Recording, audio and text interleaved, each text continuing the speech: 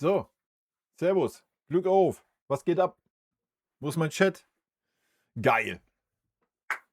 Richtig was los. Company raus heute? Ja, ich denke auch, oder? Ist ja wohl eine Frechheit gewesen.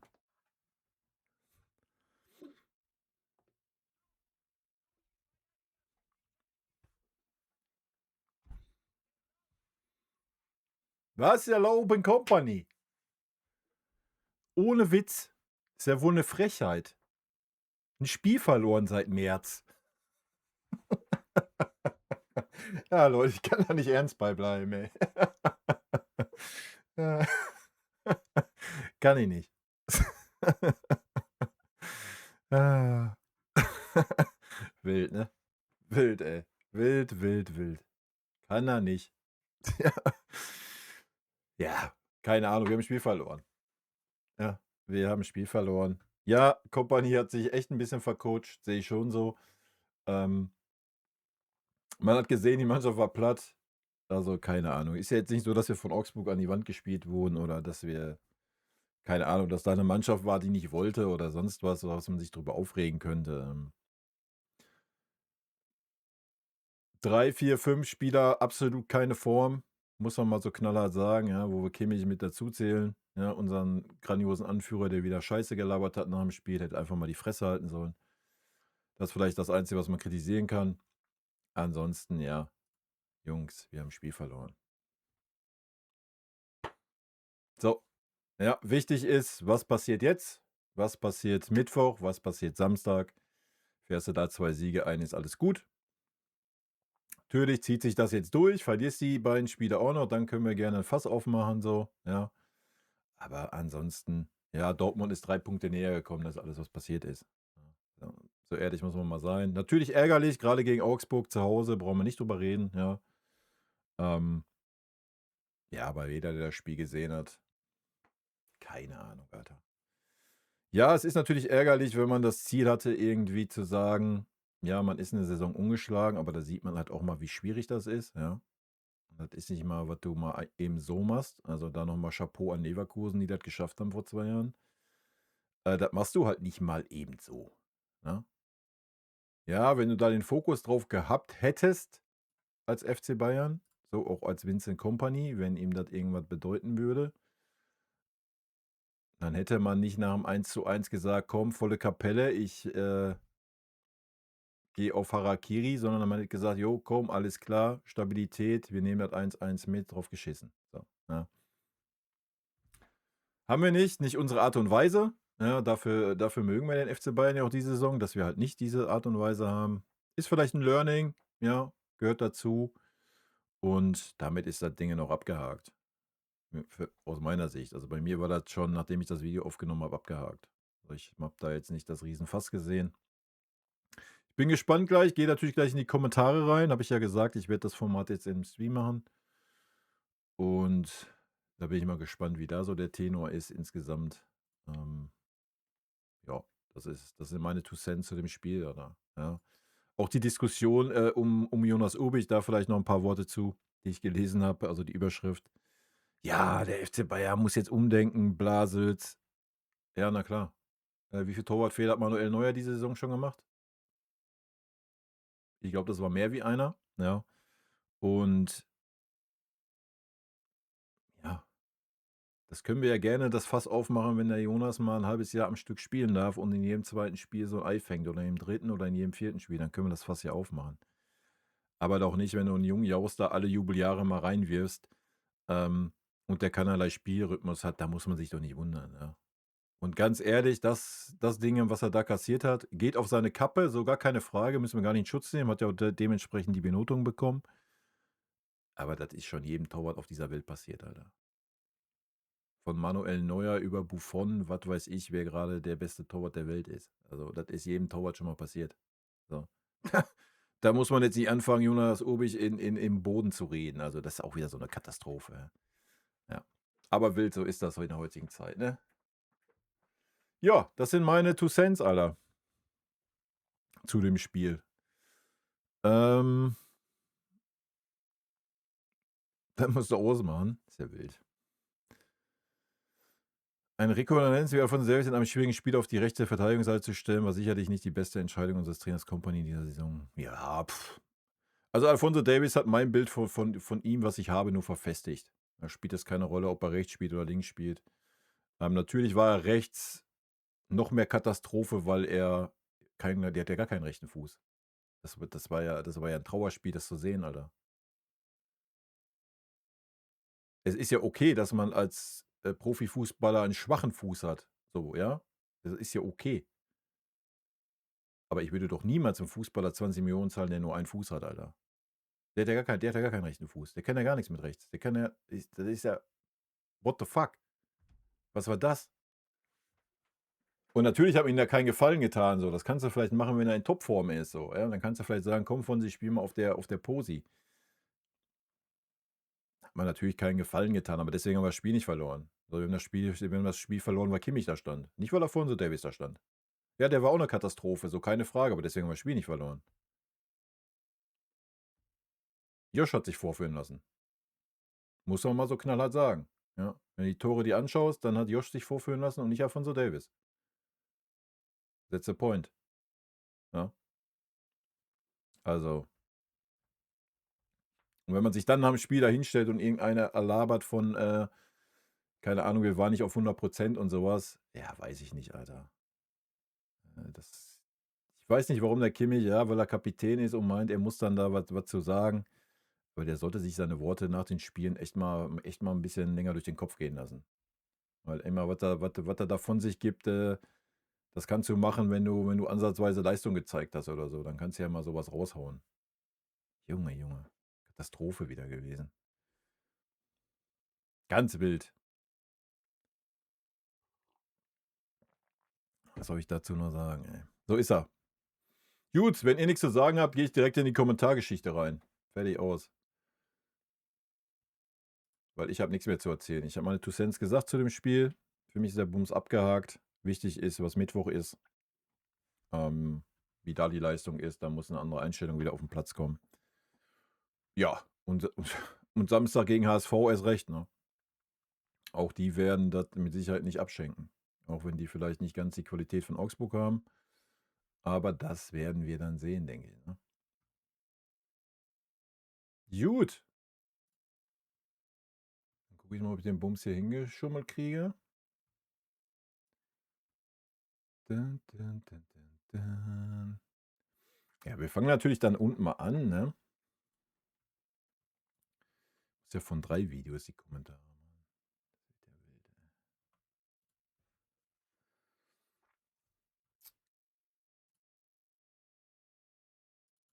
So.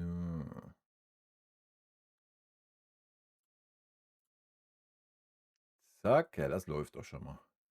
Easy peasy, ey. Gut, Top 10 mache ich mal heute Top 15 raus, weil wir haben ja 3 Videos. Wir haben ja noch das Leipzig-Spiel, da war ja noch alles tutti. Und dann haben wir ja das Champions League-Spiel, was schon zäh war. Und dann haben wir ja die verdiente Niederlage gegen Augsburg. Das Problem ist, habe ich ja schon mal in den anderen Videos gesagt, ich kann natürlich hier auf Top-Kommentar stellen, wie es auch steht. Aber YouTube sortiert. Top-Kommentar heißt nicht der Kommentar mit den meisten Daumen. Top-Kommentar heißt, keine Ahnung, wenn du einer bist, der oft schreibt auf dem Kanal, dann stehst du weiter oben wie jemand, der das erste Mal was schreibt. Und wenn der 50 Daumen hat und du hast einen Daumen, dann stehst du trotzdem oben an solcher Faxen. Ja, deswegen scrolle ich mal einmal ganz kurz durch. Guck mal, ob hier ganz unten noch irgendwo was ist mit vielen Däumchen.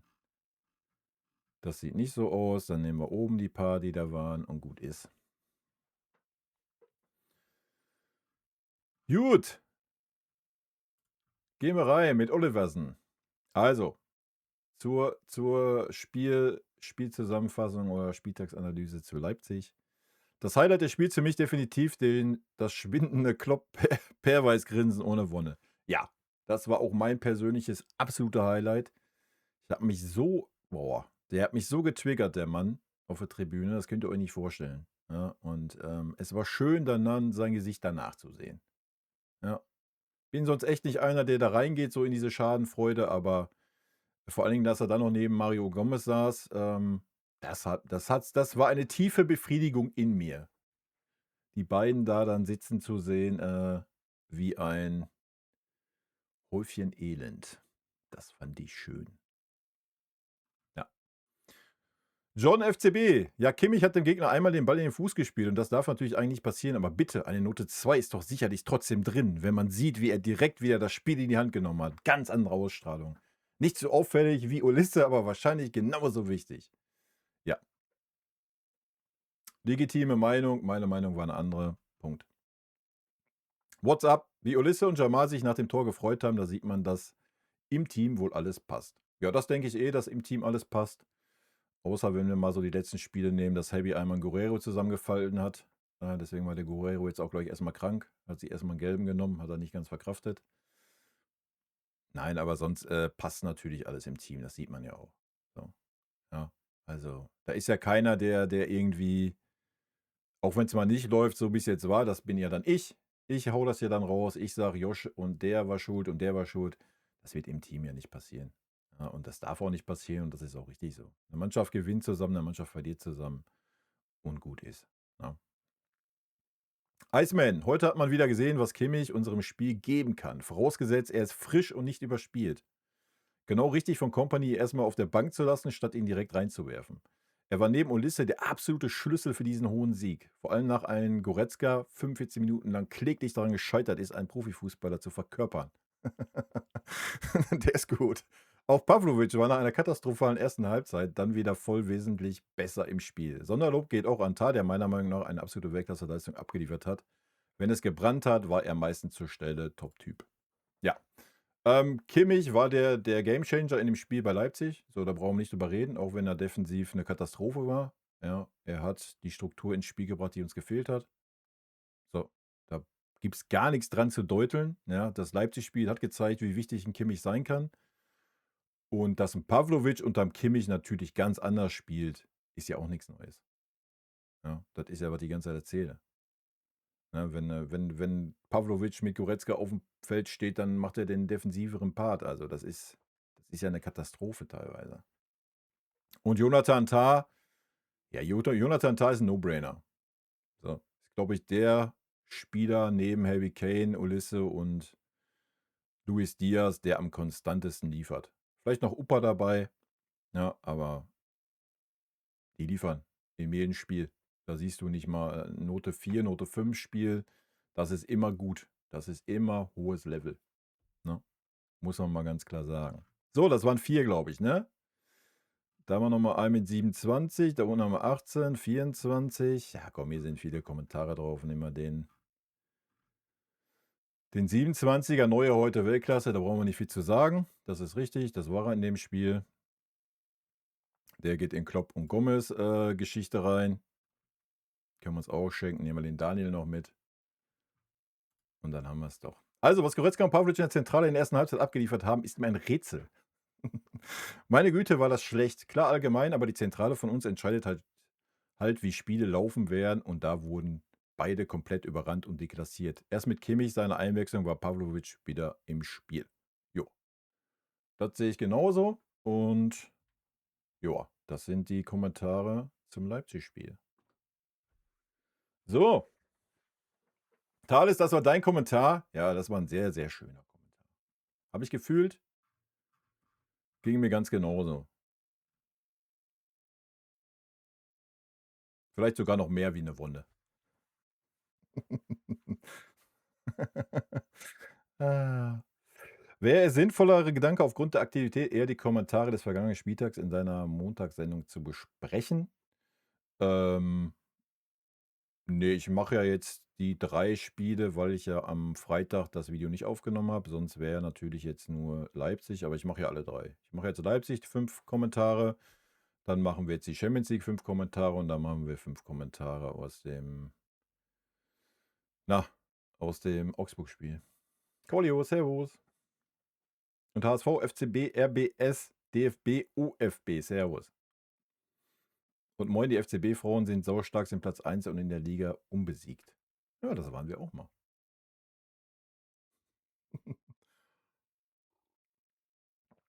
Das ist ja auch nichts Neues, dass die FCB-Frauen stark sind, oder? Gut, ich switch mal um. Warum macht er mir hier so einen Bums auf? Ei, ei, ei, ei, ei, ei, ei, ei, ei. Wilde Nummer, ey. Muss ich den Bums wieder verschieben, ey. Wild. Ich mach mal eben auf Chat. Mal gucken, ob ich das hier ausklappen kann. Ja, YouTube ist schon immer eine Wonne. Kann man nicht anders sagen. Kriegen wir aber alles hin. Ich scrolle mal eben durch hier. Ich gucke mal eben. Ja, Champions League ist nicht so interessant, ne? Das sind nicht so viele Leute. Da ist nicht so viel los in den Kommentaren. Das liegt nicht an meinem Monitor, du Pfeife. Das ist ja wohl eine Frechheit. Wohl eine absolute Frechheit. Gut, kommen wir zu den Top 5 Kommentaren von der Spielanalyse aus dem Champions League-Spiel.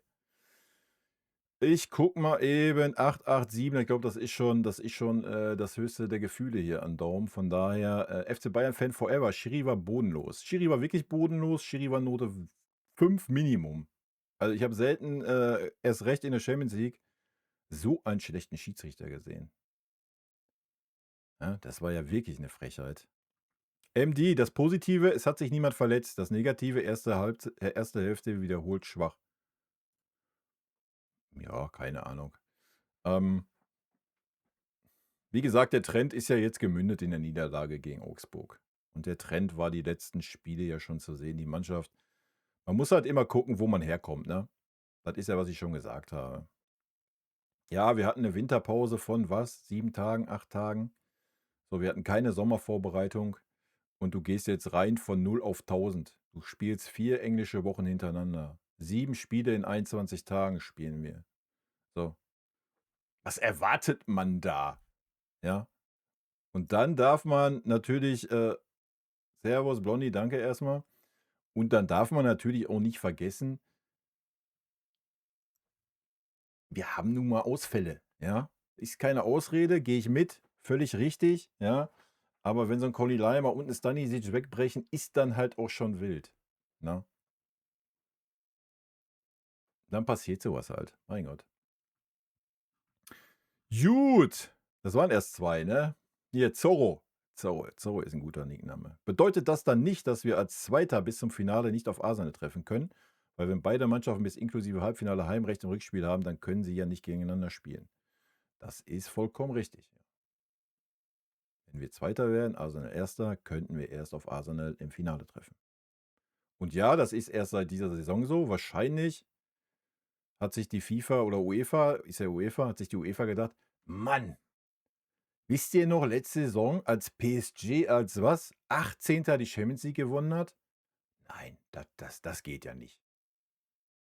Da führen wir gleich mal eine neue Regel ein. Der erste und der zweite haben bis zum Halbfinale im Rückspiel Heimrecht und die ersten 4, Platz 3 und 4 bis zum Viertelfinale. Hut ab dafür, oder? Ist schon gut. Flo, Bischof 4 ist echt sehr, sehr hart. Der hat vorne in der zweiten Halbzeit mit Ulisse viele Bälle gehalten, sich öfter vorne durchgesetzt, kam halt leider nicht so viel bei raus, aber ballsicher und gut gespielt. Ja. Jeden seine Meinung. Wie gesagt, zur Benotung sage ich nichts mehr, habe ich im anderen Video gesagt. Jeder kann gerne seine Benotung haben. Das ist meine Benotung und ist für mich völlig fein, wenn man Bischof in dem Spiel besser gesehen hat oder schlechter oder Harry Kane schlechter, was auch immer. Daniel Kruger. Ordentliche Ausbeute, neunmal Katastrophe, davon einmal absolut. Ja, guck mal. Läuft doch. Wir haben sogar jemanden, der Katastrophe mitzählt. Ich bin immer wieder überrascht in den Kommentaren. Gut, nehmen wir den noch mit hier. Ragnar, 20 Minuten Kane und Ulisse im Gottmod haben locker gereicht. Im Gottmod ist gut. Wild. Wild, wild, wild. Mal gucken, wer der Wildzähler auch mitgezählt wird. Will ich begrüßen. So, guck mal, da sind wir doch jetzt gleich schon angekommen bei der Niederlage. Ist doch toppi. Blondie, erstmal nochmal vielen lieben Dank, ne? Für dein Zappi. 17. Monat. Vielen lieben Dank und guten Abend natürlich.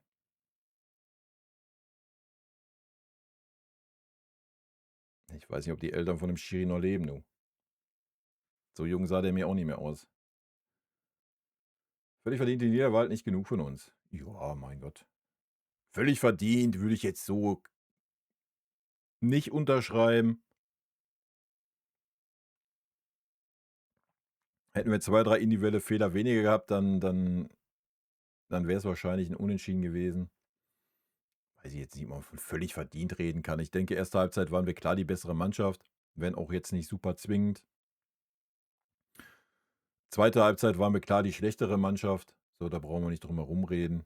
Aber ob man jetzt von völlig verdient reden kann, weiß ich auch nicht. Am Ende des Tages, wenn man natürlich das große Ganze sieht, so unser Budget, deren Budget, dann können wir von völlig verdient reden, ja. Gehe ich ja mit. Aber ansonsten tue ich mich da immer ein bisschen schwer mit.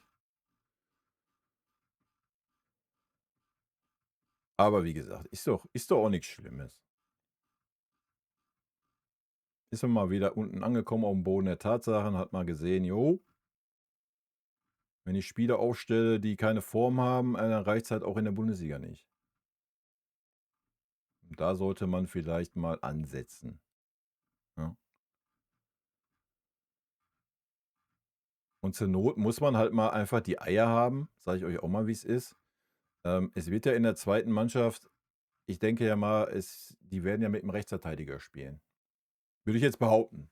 Also ich behaupte jetzt einfach mal, in der zweiten Mannschaft wird es irgendwo einen Rechtsverteidiger geben. Wenn nicht in der U19 die Bundesliga spielt. So. Da wird es ja irgendwo einen Rechtsverteidiger geben. Behaupte ich jetzt mal. Ja. Und ich bin der Meinung, der kann nicht schlechter oder der hätte nicht schlechter spielen können, wie es Alfonso Davies und vor allem Joshua Kimmich getan haben. So. Da muss man dann halt einfach mal seine Eier finden. Ja. Punkt.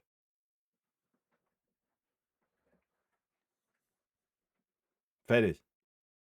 Wäre mal eine Idee.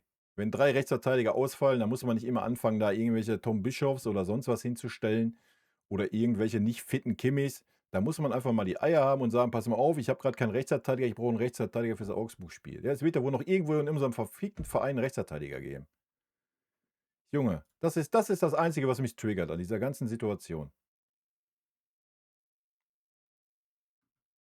So, das ist der Punkt, warum wir dieses Spiel verloren haben.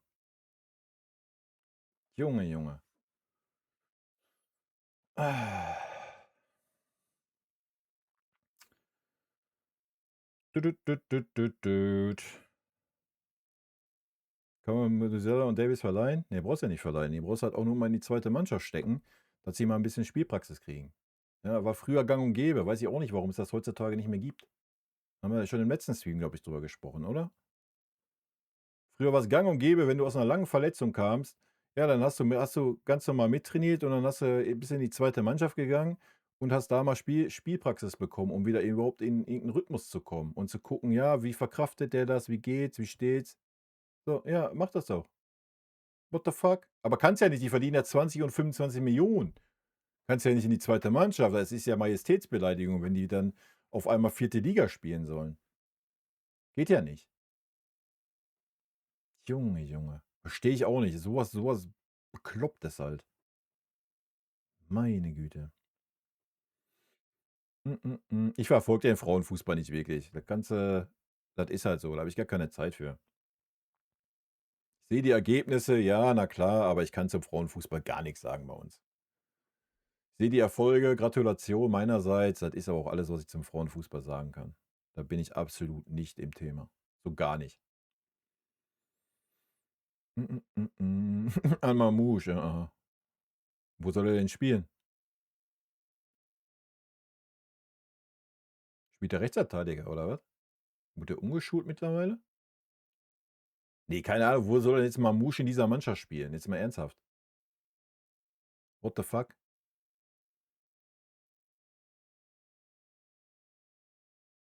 Ich meine, klar, wir können aus Harry Kane 'n Achter machen, dann haben wir vielleicht Platz für Mamouche, ja. Wenn das der Plan ist, dann let's go. Aber ansonsten sehe ich keine Position, wo 'n Mamouche spielen sollte.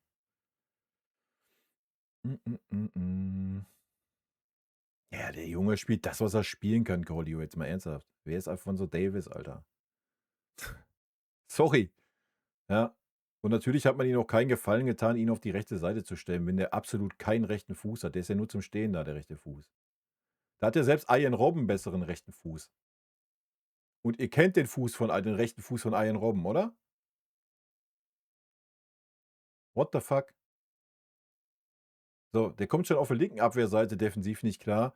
Und also, wie soll er auf der rechten Seite klarkommen, Alphonso Davies? Aber nochmal, wir haben das Spiel ja nicht wegen Alphonso Davies auf der rechten Seite verloren, sondern wegen Joshua Kimmich. Wegen unserem deutschen Nationalmannschafts-Rechtsverteidiger-Ersatz. Deswegen haben wir das Spiel verloren. Alphonso Davies war da nicht mehr auf dem Feld. Darf man nicht vergessen, wa? Also wir können Alphonso Davies gerne, habe ich ja auch, Note 5, war ein Kackspiel, aber er war nicht beteiligt. Ja, das war unser übermächtiger Josua, der da beteiligt war. Der sich hat vorführen lassen vom FC Augsburg, Alter.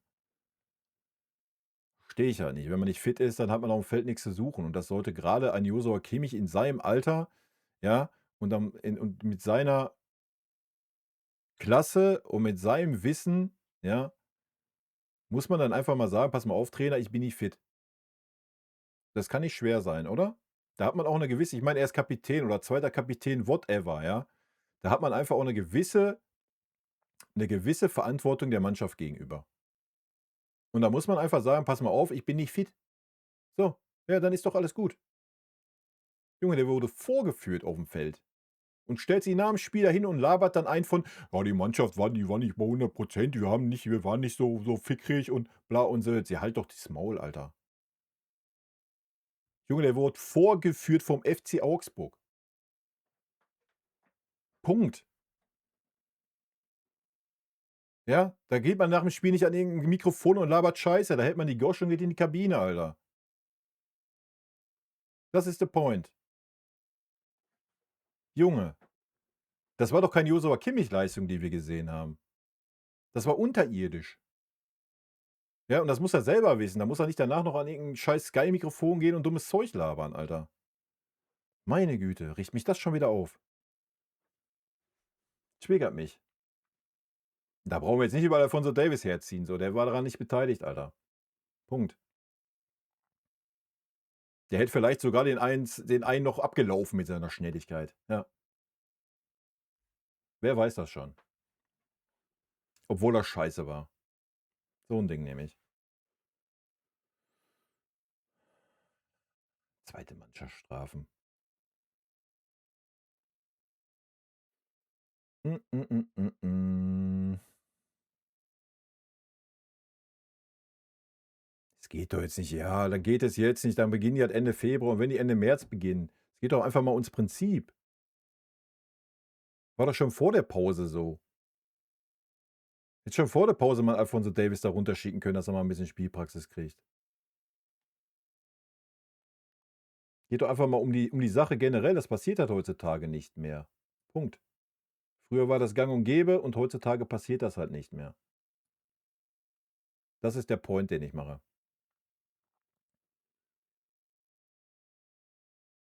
Mm, mm, mm, mm, mm, mm.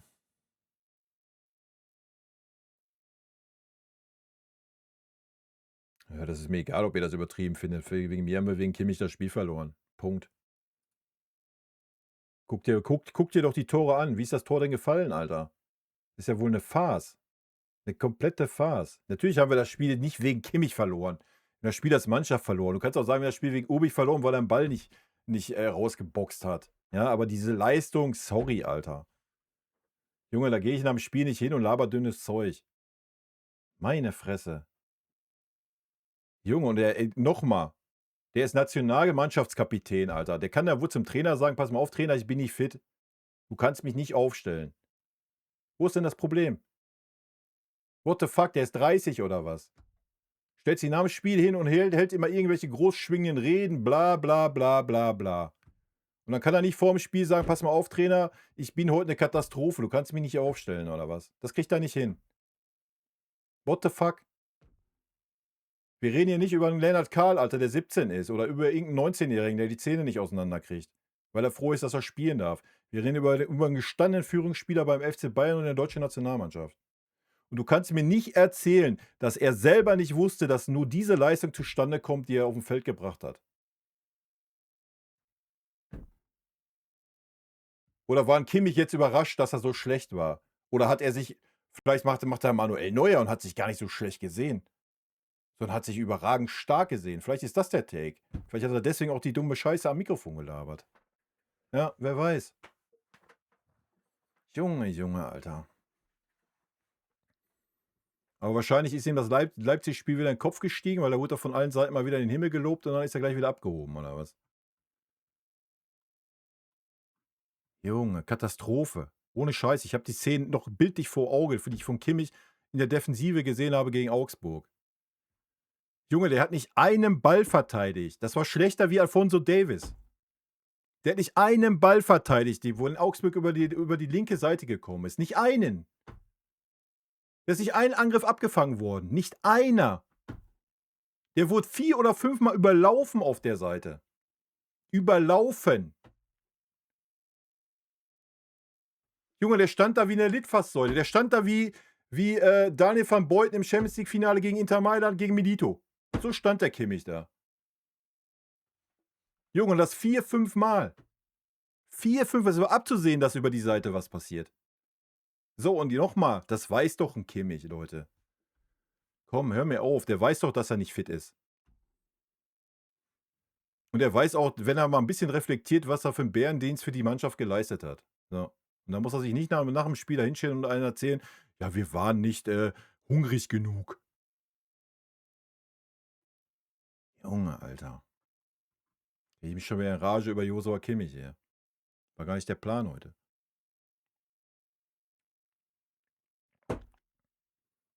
Und das könnt ihr natürlich anders sehen. Das ist ja völlig fein. So sehe ich das. Hm, hm, hm, hm, hm, hm.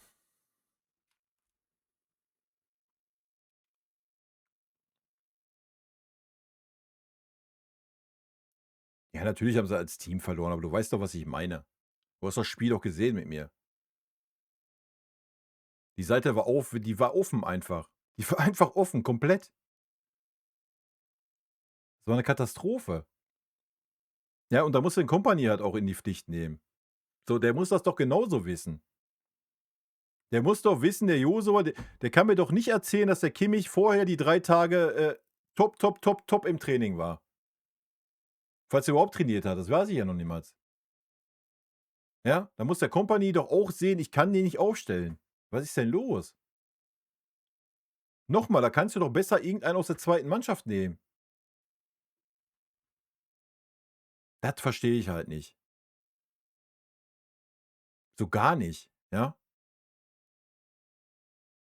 Kompany entscheidet am Ende, so, nicht Kimmich. Wenn Kimmich sagt: „Ja, ey, Trainer, ich will spielen, ich bin fit“, so, dann muss Kompany doch sehen: „Alter, nein, bist du nicht. Du spielst nicht. Punkt.“ Meine Güte. Katastrophe. Hm, hm, hm, hm, hm, hm, hm.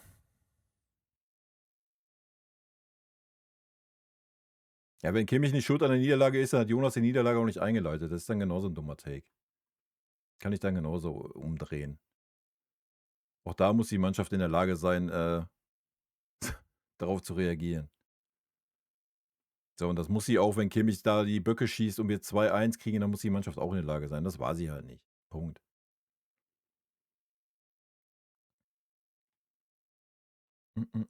Ja, ich habe es auch nicht verstanden, warum man nicht mit Dreierkette gespielt hat. Das war halt auch so der Punkt.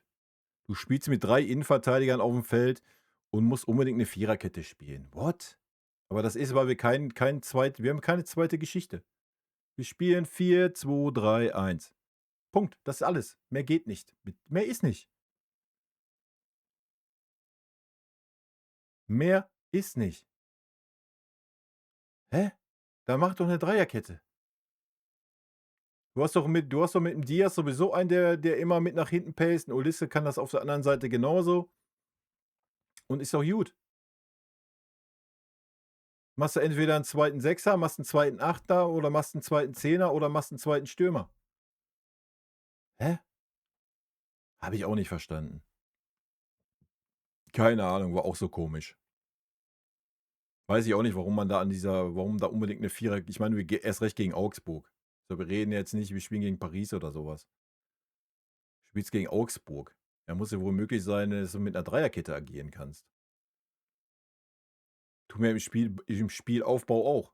So, zumindest teilweise. Da muss es ja wohl auch möglich sein, dass wir das in der Verteidigung tun, oder? War auch so wild.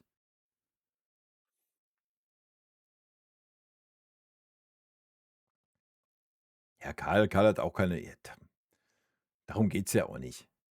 Wie gesagt, die ganze Mannschaft, bis auf ein paar Ausnahmen, Michael war der Einzige, der noch ein bisschen was da hatte. Das ist ja auch okay. Die Mannschaft war halt müde. So, das ist doch auch fein. So, wir haben 'n Spiel verloren. So, das ist gar nicht schlimm, Alter. Noch mal, wir kommen guckt, wo wir herkommen. 7 Spiele in 21 Tagen, davon haben wir noch 2. Du hast 7 Tage Pause gehabt. Davor hast du eine Saison gespielt, wo du schon auf unterstem Level warst. Du hast keine Vorbereitung gehabt. Ja, dann kommt das zustande. Das ist doch völlig fein, ja? Es geht doch einfach nur um die Entscheidungen, die getroffen wurden. Du kannst doch nicht als Trainer da 'n Kimmich dahinstellen, wenn man weiß, dass der so eine Form hat, die gar nicht vorhanden ist. Du kannst nicht 'n Alfonso Davies dahinstellen. Du kannst mir nicht erzählen, ne: „Ja, ich bin da voll überzeugt von, dass Alfonso Davies“ was denn? Junge, das ist 'ne Wurst. Der ist auf links 'ne Wurst und dann stelle ich den noch auf rechts oder was? Mein Gott, ey, das meine ich halt mit kein Mut zum Risiko. Ja, hättest du doch 'ne Dreierkette aufgestellt. Ey, da hättest du sogar noch besser 'ne Viererkette machen können mit dem Leon Goretzka in der Innenverteidigung und Jonathan Tah als Rechtsverteidiger, weil das hat der auch schon gespielt. Ne, aber du musst ja ja, Alfonso Davies ist ja wieder da und Junge, krieg ich zu viel, ey. Mann, Mann, Mann. Mann, Mann, Mann, Mann, Mann.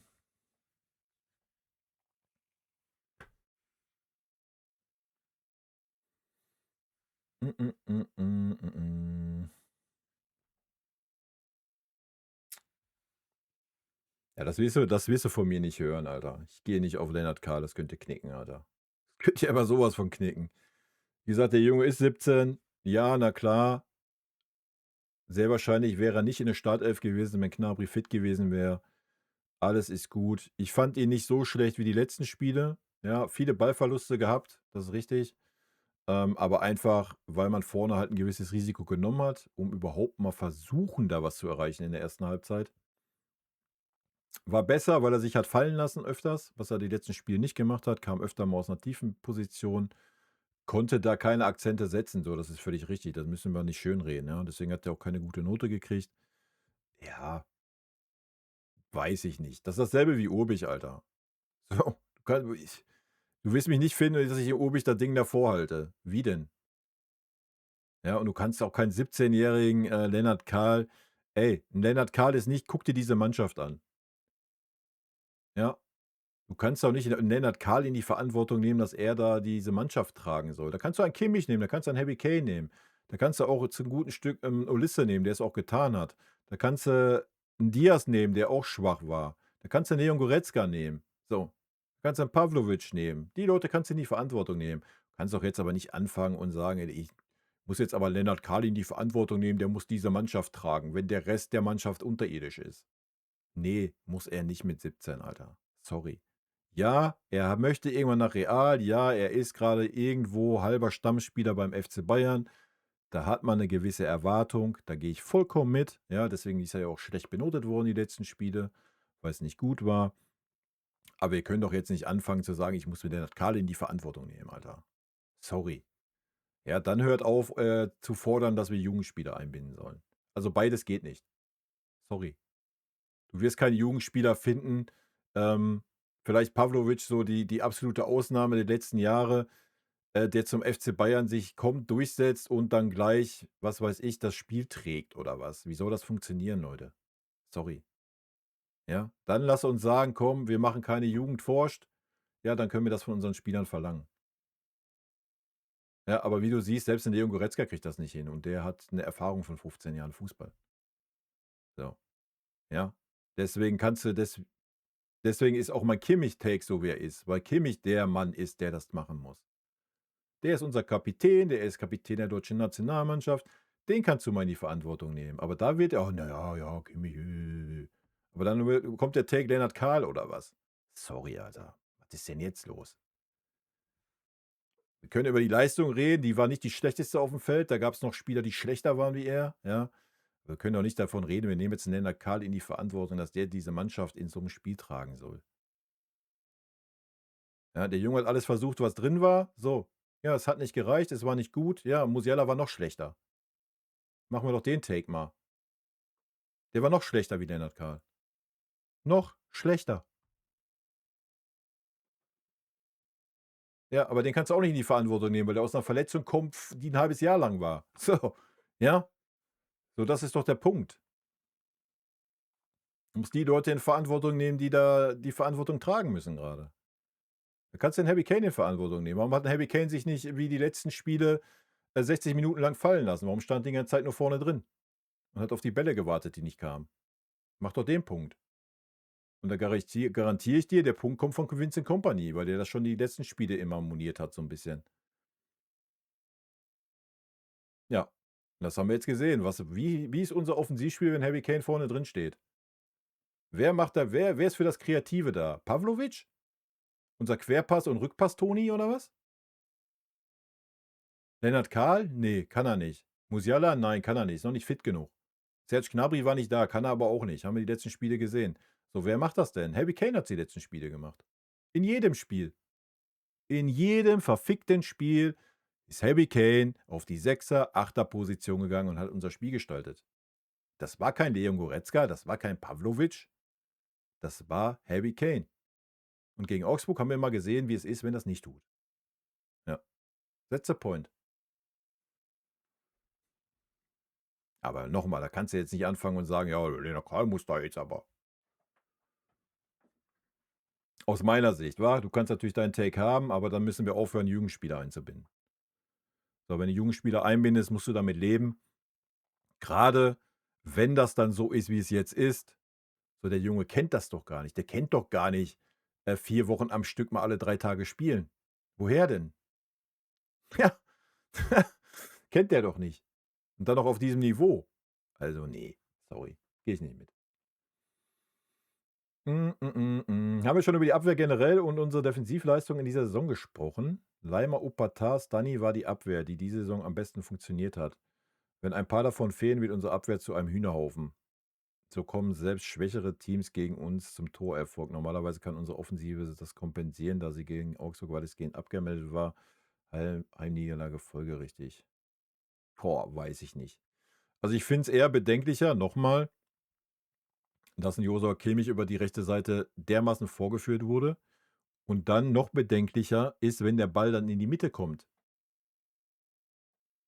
Der Ball dann in die Mitte kommt. Auf den Elfmeterpunkt, auf den 16er, in den Rückraum, dass dann da ein Musiala steht, der was macht? Der dann den Sechser macht? Darüber sollte man doch mal reden. Da brauchst du nicht darüber reden, über die Innenverteidigung, über die Außenverteidigung. Da in der Mitte hat ein Sechser zu stehen und nicht ein Jamal Musiala. What the fuck? Wenn da 'n Harry Kane steht, dann können wir ja noch drüber reden, weil der das wenigstens kann, ja? Ja, aber warum stand denn da Musiala?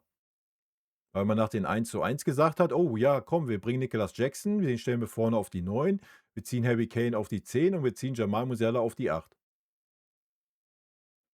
That's the point. Ja, deswegen hast du das Spiel verloren. Du wolltest zu viel und dafür wurdest du bestraft. Du hättest den Bums auch einfach lassen können, wie's ist. Hättest du da schön das Ding weiter mit Querpass Toni in den eigenen Reihen gehalten, hättest das 1:1 mitgenommen. Und wer weiß, vielleicht hättest du noch mal 'n Schuss gekriegt wie durch die Einzelaktion von Michael, die ans Lattenkreuz ging. Und dann hättest du das Ding sogar noch 2:1 gewonnen. So, ja? Aber du bist mit 'ner Mannschaft, die A, keine Körner hatte, die B, zu viele Spieler aufm Feld hat, die nicht fit sind, die nicht in Form sind, gehst du in das Risiko zu sagen: „Ja komm, das 1:1, das reicht nicht. Wir gehen jetzt feuerfrei, 2:1.“ Ja, und dann hast du die Quittung gekriegt. So, das ist das Spiel. Darüber musst du doch reden. Wir brauchen doch nicht anfangen, über unsere Abwehr zu reden. Sorry. Also, ich glaube, in Ito, mal abgesehen von dem einen schwachen Spiel, ist Ito 'n Hat er auch in Stuttgart gezeigt, mit Sicherheit ein brauchbarer linker Verteidiger. Ja. Ja, dass der auch noch ein bisschen Zeit braucht. Der war auch, super lange verletzt. Brauchen wir nicht drüber reden. So, keine Frage. Dass 3 rechte Verteidiger ausfallen, wollen wir jetzt die Position des rechten Verteidigers aufmachen bei uns oder was? So, und dann darfst du nicht vergessen, wenn Stani und Conny Leimer ausfallen, die sind ja gleichzeitig auch Linksverteidiger. So, aber du hast ja auch noch 2 Linksverteidiger mit Davis und Ito, nur der Davis musste rechts spielen, was er gar nicht kann. Also, ich glaube nicht, dass wir in der in der Abwehrreihe irgendwelche Sorgen haben. Das glaube ich nicht. Also, da gehe ich nicht mit. Wie gesagt, du hättest den ganzen Bums mit einer Dreierkette gestalten können. Dann hättest du vielleicht nicht diese Probleme gehabt. So, weiß man aber auch nicht. Also, ich denke gerade gegen Augsburg, ja, was hast du gesehen? Du hast 'n maßlos, linke Seite gesehen, die überrannt wurde, und du hast 'ne Zentrale gesehen, die so offen war wie 'n Scheunentor. Das war doch das Problem. Noch mal, wenn ein Musiala am eigenen 16-Meter-Raum, der absolut nicht fit ist, ja, verteidigen soll, dann stimmt doch was nicht. Und da müssen wir nicht anfangen, über die Innenverteidigung oder die oder sonst was zu reden. Und wenn du nun mal den Umstand hast, dass 3 Außenverteidiger wegfallen, die rechter Verteidiger spielen, ja, sorry. Sollen wir dann 5 kaufen oder was, wenn der Fall noch mal eintritt, dass wir dann noch einen haben? Ne, wenn so 'n Fall eintritt, habe ich grade schon gesagt, dann musst du halt einfach mal die Eier haben und sagen: „Ich nehme einen aus der zweiten Mannschaft und stelle ihn da rein." So.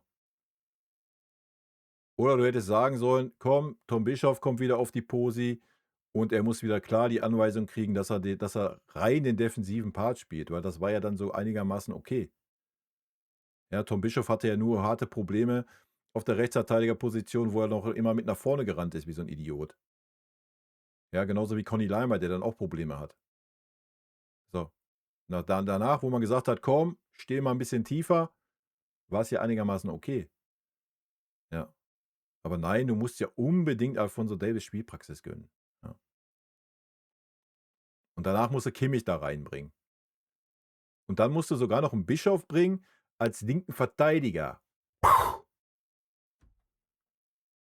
Der einzige Spieler, der zentral vielleicht 'n bisschen Kreativität ausstrahlen kann in dieser Mannschaft. Stell dich dann als linken Verteidiger auf. Hä? Noch so 'n Take. Musst du nicht verstehen, oder? Aber klar, im Nachhinein können wir immer klugscheißen. Ist immer einfach, ne? Hätte ja auch alles klappen können. So, Michael Olise hätte das Ding ja auch noch reinmachen können und nicht ans Lattenkreuz. Dann wäre es 2:2, da bräuchten wir über gar nichts reden. Wir hätten immer gesagt: „Jo, ja, Arbeitsunentschieden, jo, und okay", ne? So 'n Ding. Ach, hätte den gar nicht aufstellen dürfen. Hättest den Joscha nicht wieder runternehmen können. Weißt du doch selber, der in München hätte gebrannt, Alter. Stell dir das mal vor, die PK danach. Die PK vorm nächsten Spiel. Nein, alles gut. Also, wie gesagt, Winnie hätte ihn gar nicht aufstellen dürfen. Das ist der Punkt. Also, ich kann mir nicht vorstellen, dass noch mal. Ja, Kimmich ist dann vielleicht zu übermotiviert, hat dann vielleicht auch den Helferinstinkt und sagt: „Ey Coach, stell mich auf, ich bin heiß, unbedingt." Da muss der Coach sagen: „Pass mal auf, Josh, du bist nicht fit." Und das haben wir gesehen in dem Spiel, dass er nicht fit war. Er hat sich verhalten wie 'n Kriegsross in Lotto, Alter. Er hat 'n Wendekreis gehabt wie 'n LKW und bis der in Gang war, da waren die Spieler schon 10 Meter weiter. Noch mal, der konnte nichts, das war gar nichts. Null. Nothing.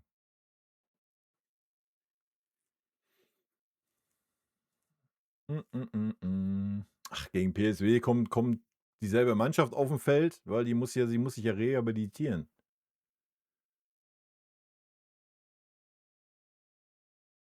Gegen PSW ist ganz einfach. Lässt sich Harry Kane ins Mittelfeld fallen und macht unser Spiel oder macht das nicht? Das ist mein Punkt. Dasselbe gilt für den HSV. So. Oder Kimmich hat auf einmal wieder Form oder hat auf einmal keine Schmerzen. Ich weiß jetzt nicht, wie das aussieht mit seiner Verletzung, ob da mal keine Schmerzen, mal Schmerzen, was weiß ich. Kann ja gut sein. Ja, so einer von den beiden Sachen muss passieren. Goretzka kann das Spiel durch die Mitte nicht machen. Pavlovic kann das Spiel nicht machen. Er kann es machen, aber er macht es nicht. Ja, der spielt nur Querpass und Rückpass, Toni, im Moment. Der bringt nur Sicherheit, nur Ballbesitz in diese Mannschaft, was okay ist anscheinend so gewollt. Das macht er gut, nicht falsch verstehen. Aber ein Pavlo kann so viel mehr, hat er letzte Saison gezeigt. Ja, haben wir diese Saison aber noch nicht gesehen. So, das ist mein Take. Weil sonst ist unser Spiel wieder nur über die Außen und das wissen die Gegner. Du hast das gesehen. Michael Olisse, der hat 2 Gegenspieler gehabt und dann stand noch einer zur Absicherung da. Und Luis Diaz auf der anderen Seite dasselbe. So. Und das wird PSW nicht anders machen. Ich weiß nicht, wie die Ausgangslage ist. Kann natürlich sein, wenn die unbedingt Punkte brauchen, dass sie auch eher auf Attacke spielen. Das wäre dann mit uns vielleicht in die Karten spielen. Ja, I don't know. Also mein Take ist immer wie die letzten Jahre. Unser Problem ist einfach die Zentrale. Ja. Komplett. Angefangen bei der Zehnerposition über die Sechser- und Achterposition. Das ist unsere Problemzone. Alles andere in dieser Mannschaft ist ein No-Brainer. Ja. Und wie gesagt, wenn man sich die Rückrunde mal anguckt bisher, Harry Kane hat unser Spiel getragen. Das ist ein Fakt. Der hat das Spiel gemacht. Ja, da können wir Michael Olisse loben, da können wir Diaz loben, die das dann am Ende des Tages umsetzen, aber die Bälle dahin spielt ein Harry Kane. Die spielt kein Pavlovic. Die spielt kein Goretzka. Die spielt ganz selten mal einen Kimmich, weil er nicht fit ist. So. Die spielt ein Harry Kane. Ja. Aber dann fängt man an, einen Harry Kane zu kritisieren, weil er in diesen Räumen ist und diese Bälle spielt und dann nicht gleichzeitig noch vorne ist, um dann vorne noch was zu tun. Ja. Das ist doch das Paradoxe, ne? Also, ohne Scheiß, wenn du gerade siehst, wie diese Mannschaft agiert, dann musst du doch aus Trainersicht sagen: „Ey, Harry, mach mal wie immer.“ Und wenn du meinst: „Jo, mir fehlt dann vorne einer in der Box“, ja, dann stell den Jackson auf, der ist wieder da. Fertig. Ja, da musst du keinen Goretzka aufstellen, da musst du keinen Lennart Kahl aufstellen, dann stell 'n Harry Kane auf die Pusi. Ist egal, ob der auf der Zehner steht oder auf der Achter steht. Ja, stell vorne 'n Jackson rein und alles ist fein. Ja, schon hast du 'n Konstrukt in dieser Mannschaft. Verstehe ich halt nicht. Und das sieht doch 'n blinder mit Krückstock die letzten Spiele, oder nicht? Wer das Spiel gemacht hat in unserer Mannschaft.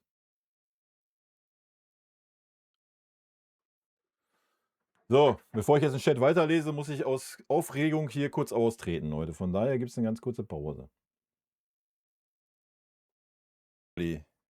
So sieht's aus. Na, na, na, na, na, na, na, na.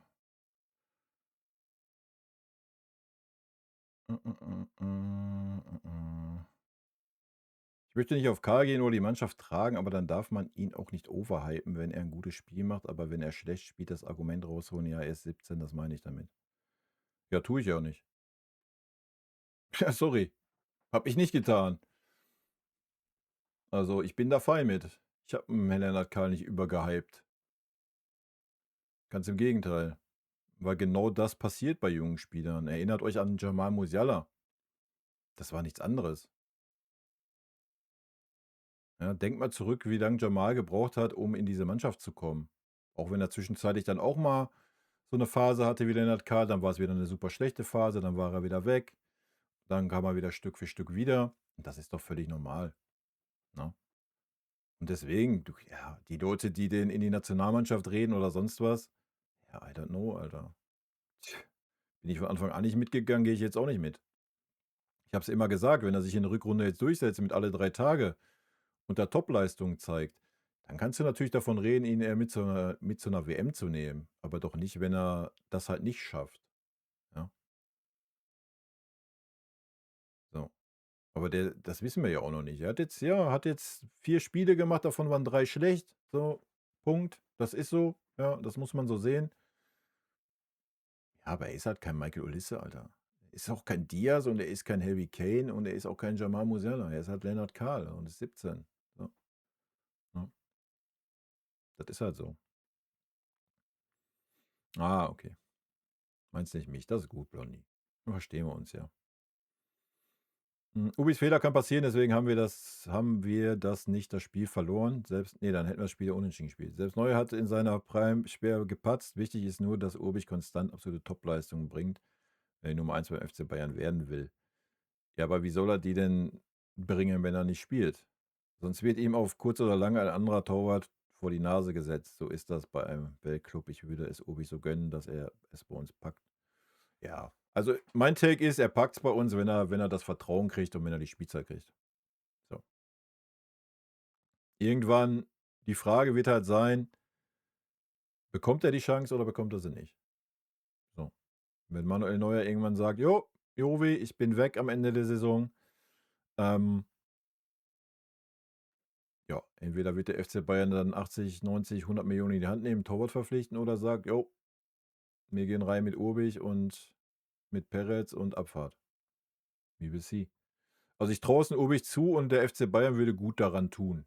Ich glaube, wenn man die Spiele gesehen hat, die er bisher gezeigt hat, hat er auf jeden Fall das Potenzial dafür. Und wenn du an ihm festhältst, ihn dahin entwickelst, ja, du hast die nächsten 10, 12, 13 Jahre Ruhe auf dieser Position. So.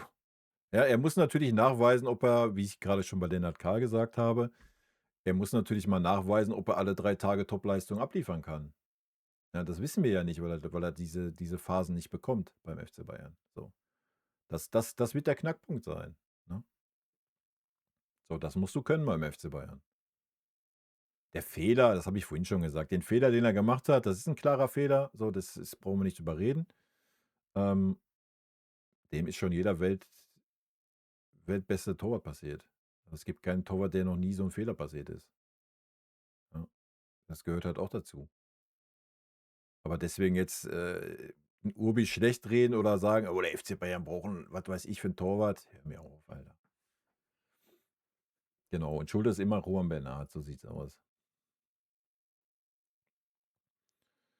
Champions League Achtelfinale ist safe, der Rest der Ligaphase ist so Wurst. Ne, ist es halt nicht. Ist absolut nicht Wurst, der Rest der Ligaphase. Also, für mich ist es nicht Wurst. Ich glaube, es ist schon 'n Riesenvorteil, wenn du dein Heimspiel zu Hause hast, auch wenn der FCA das jetzt grade widerlegt hat. Ja. Ich glaube schon, dass das in K.O.-Spielen 'n Riesenvorteil ist, wenn du das Rückspiel zu Hause hast. Das haben wir ja auch schon so oft selber erlebt, ja? Erinnert euch grade mal an so Real Madrid des Öfteren, ja, wie oft wir das Rückspiel dann auswärts hatten. Also, ich glaube, das ist so viel wert, wenn du das Rückspiel zu Hause hast in der Champions League. Deswegen ist der Rest der Ligaphase so gar nicht Wurst. So, du musst einen Punkt holen, dann ist alles gut und Feierabend. Also, das kann 'n absoluter Gamechanger sein, da brauchen wir nicht drüber reden. Na klar, wenn du dann 'ne schlechte Tagesform hast 'ne schlechte Tagesform. So, da brauchen wir auch nicht drüber reden, ja? Das ist jetzt kein Garant dafür, aber wenn du die schlechte Tagesform auswärts hast im ersten Spiel, kannst du im Rückspiel halt noch einiges wettmachen. Und das ist natürlich viel, viel einfacher zu Hause mit Fans im Rücken, mit Stimmung, als wie andersrum. Das haben wir schon so oft erlebt. Ja, wir haben's natürlich auch schon anders erlebt. Erinnert euch an Barcelona, so, ja, auch keine Frage. Aber einfach die Wahrscheinlichkeit zu haben oder die Sicherheit zu haben, dass du 'n Rückspiel zu Hause hast, ich glaube, das kann es auf jeden Fall einfacher machen. Ist natürlich kein Garant, aber da jetzt zu sagen, der Rest der Ligaphase wäre Wurst, finde ich 'n bisschen wild. Hm, hm, hm, hm.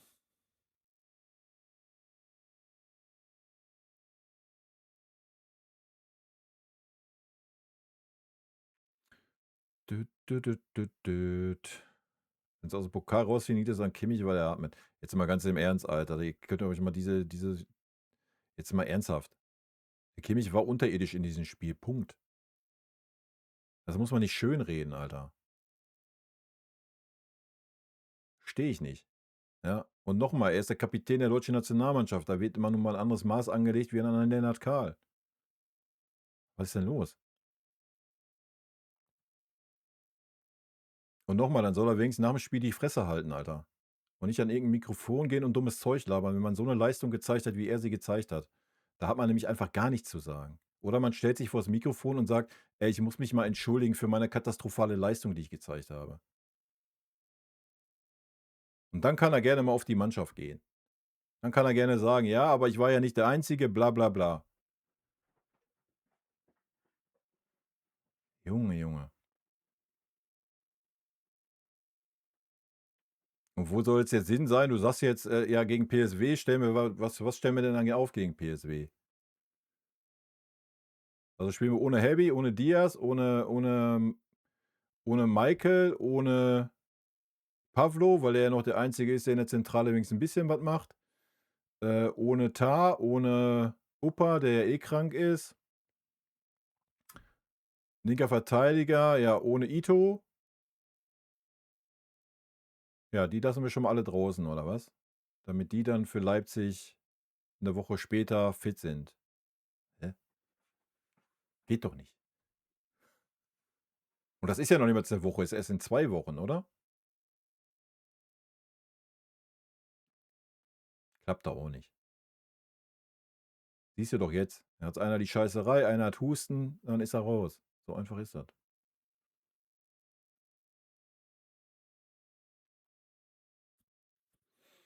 Dut, dut, dut, dut, dut. Bei aller prinzipiellen Zustimmung der Analyse hinsichtlich der Defensive gegen Augsburg, ich verfolge die Real Life Bayern sehr intensiv, Regionalliga Bayern sehr intensiv. Auf dem aktuellen Leistungsniveau in der bisherigen Saison kannst du keinen guten Gewissens keinen Abwehrspieler der zweiten Mannschaft in der Bundesliga auflaufen lassen. Okay. Also ist jeder Abwehrspieler in der zweiten Mannschaft schlechter als die Leistung, die Joshua Kimmich in der zweiten Halbzeit gezeigt hat, oder was?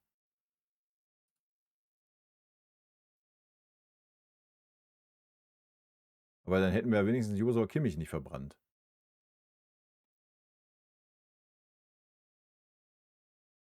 Wild. Palina will gar nichts bringen, Alter. Weil du willst. Palina ist gut, ey. Ach ja. Ich weiß nicht, der Peretz ist, wo ist der jetzt hingegangen? War das nicht nach England oder was? Ich habe auch keine Ahnung. Irgendwie England, zweite Liga oder sowas.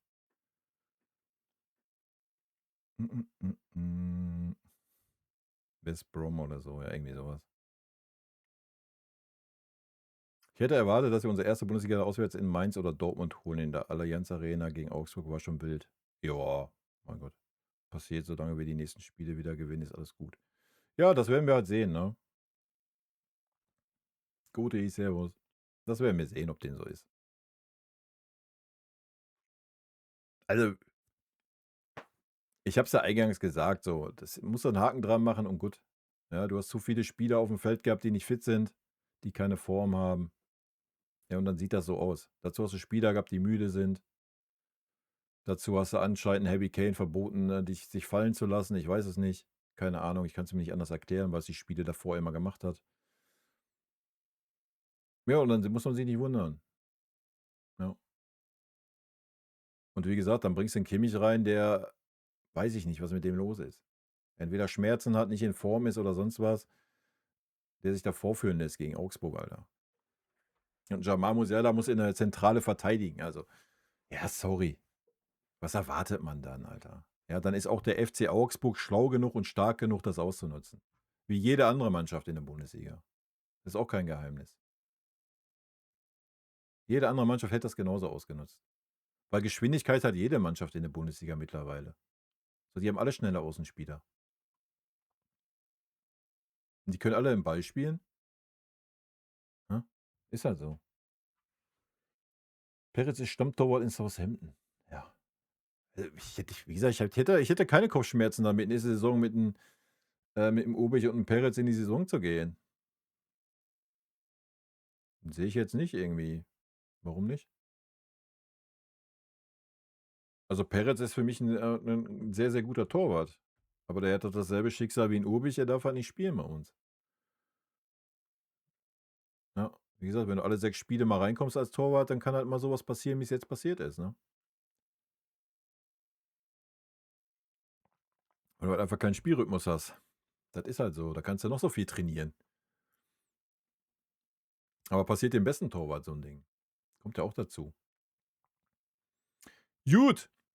Ich würde sagen, wir gehen mal in die Kommentare jetzt rein. Ich muss mal eben scrollen hier. Hier auch noch die 5 höchsten raussuchen hier.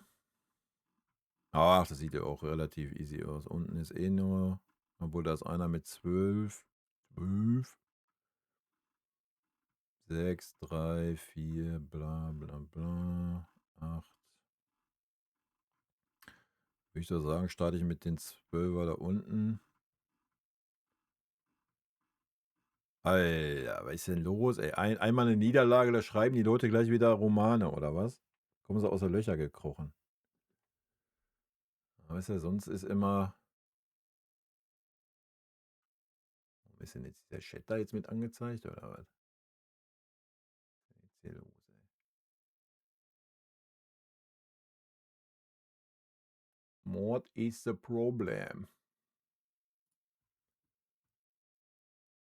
Wild. Warum?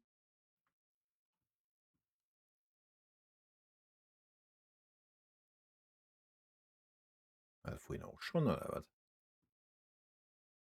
Mach doch mal das weg, ey. Ist ja wild. Wild, wild, wild. Die Leute, die Kimmich mit Lahm vergleichen, haben auch den Bezug zur Realität verloren. Na, und Kimmich hätte ein Lahm werden können, ne, wenn man ihn auf Rechtsverteidiger gelassen hätte. Glaube ich schon, da hätte er das erreichen können, das Niveau von Philipp. Ihn jetzt mit Philipp Lahm zu vergleichen, ist eine Frechheit. Brauchen wir nicht drüber reden. Und das jetzt nicht wegen der Leistung, die er jetzt gezeigt hat. Kimmich ist ein ordentlicher Rechtsverteidiger, da brauchen wir ja gar nicht drüber reden, oder?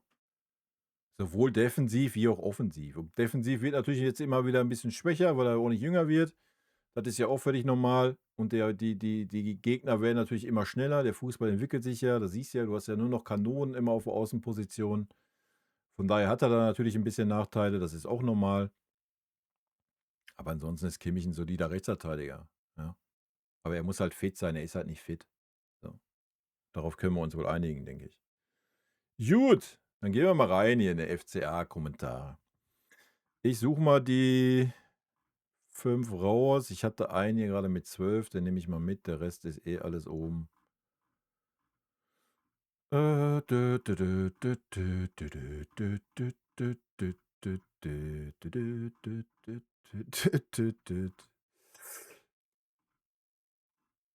übersehen jetzt ein.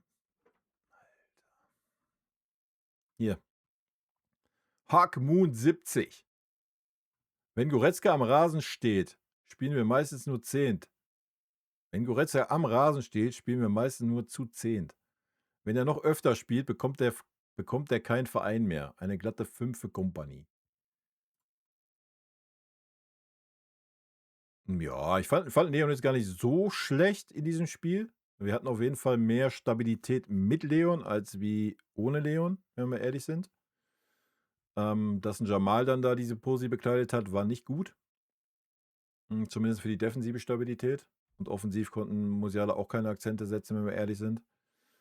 Kompanie, eine glatte 5, ja, kann man so sehen. Haben wir jetzt ausführlich diskutiert, warum. Am Ende des Tages ist ein Kompanie eine Verantwortung und hat dafür zu sorgen, dass die Spieler auf dem Feld sind, die auf dieser Position liefern können und die fit sind. Und nicht irgendwie anders.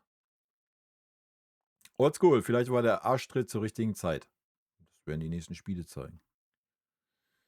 Imperium will gar nicht wissen, was das für ein Monolog geworden wäre, wenn Manu da am Ball vorbeigeflogen wäre. Man merkt leider die mangelnde Spielpraxis. Hoffe für Obig, dass er jetzt mal mehr Spiele bekommt. Er bekommt er ja nicht.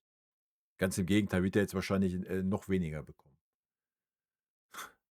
Ja, und natürlich merkst du habe ich ja gerade schon gesagt, beim Torwart ist das nun mal so. Ja, aber auch Manuel Neuer hat, obwohl er die Spielpraxis hat, allein nur diese Saison schon solche Klopper gehabt. Also brauchen wir jetzt auch nicht drüber reden, oder? Hans-Sander Augsburg macht mit 30% Ballbesitz mehr Torschüsse als Bayern mit 70% Ballbesitz. Hey, aber Hauptsache 4.328 Pässe wie beim Handball. Ja, das ist halt, wenn du eine Passmaschine à la Pavlovic hast, der 168 Ballkontakte hat. Und wurde ich mal letztes Jahr belehrt in den Kommentaren, 98% davon kommen an und hast du nicht gesehen? Ja, Davon sind aber 97% quer und nach hinten. Hab ich ja gerade schon ausgeführt. Wenn Harry Kane sich nicht fallen lässt, haben wir keine Kreativität nach vorne. Ja, so ist es. Thomas, es kündigt sich schon in den letzten Spielen an. Wir lassen nach. Von der Konzentration her, spielerisch war das heute sehr überschaubar. Es sind noch 8 Punkte zu Dortmund und mit uneinholbarem Torverhältnis 9. Jetzt kein Ausrutscher mehr. Okay, es war die erste Niederlage seit langem in der Liga, aber diese Abspielfehler und die spielerische Einfallslosigkeit dürfen kein Dauerzustand sein. Ja, aber das ist ja ein Dauerzustand. Also die Abspielfehler nicht, so, da haben wir halt ein bisschen mehr Risiko genommen. Nochmal, das fand ich völlig okay.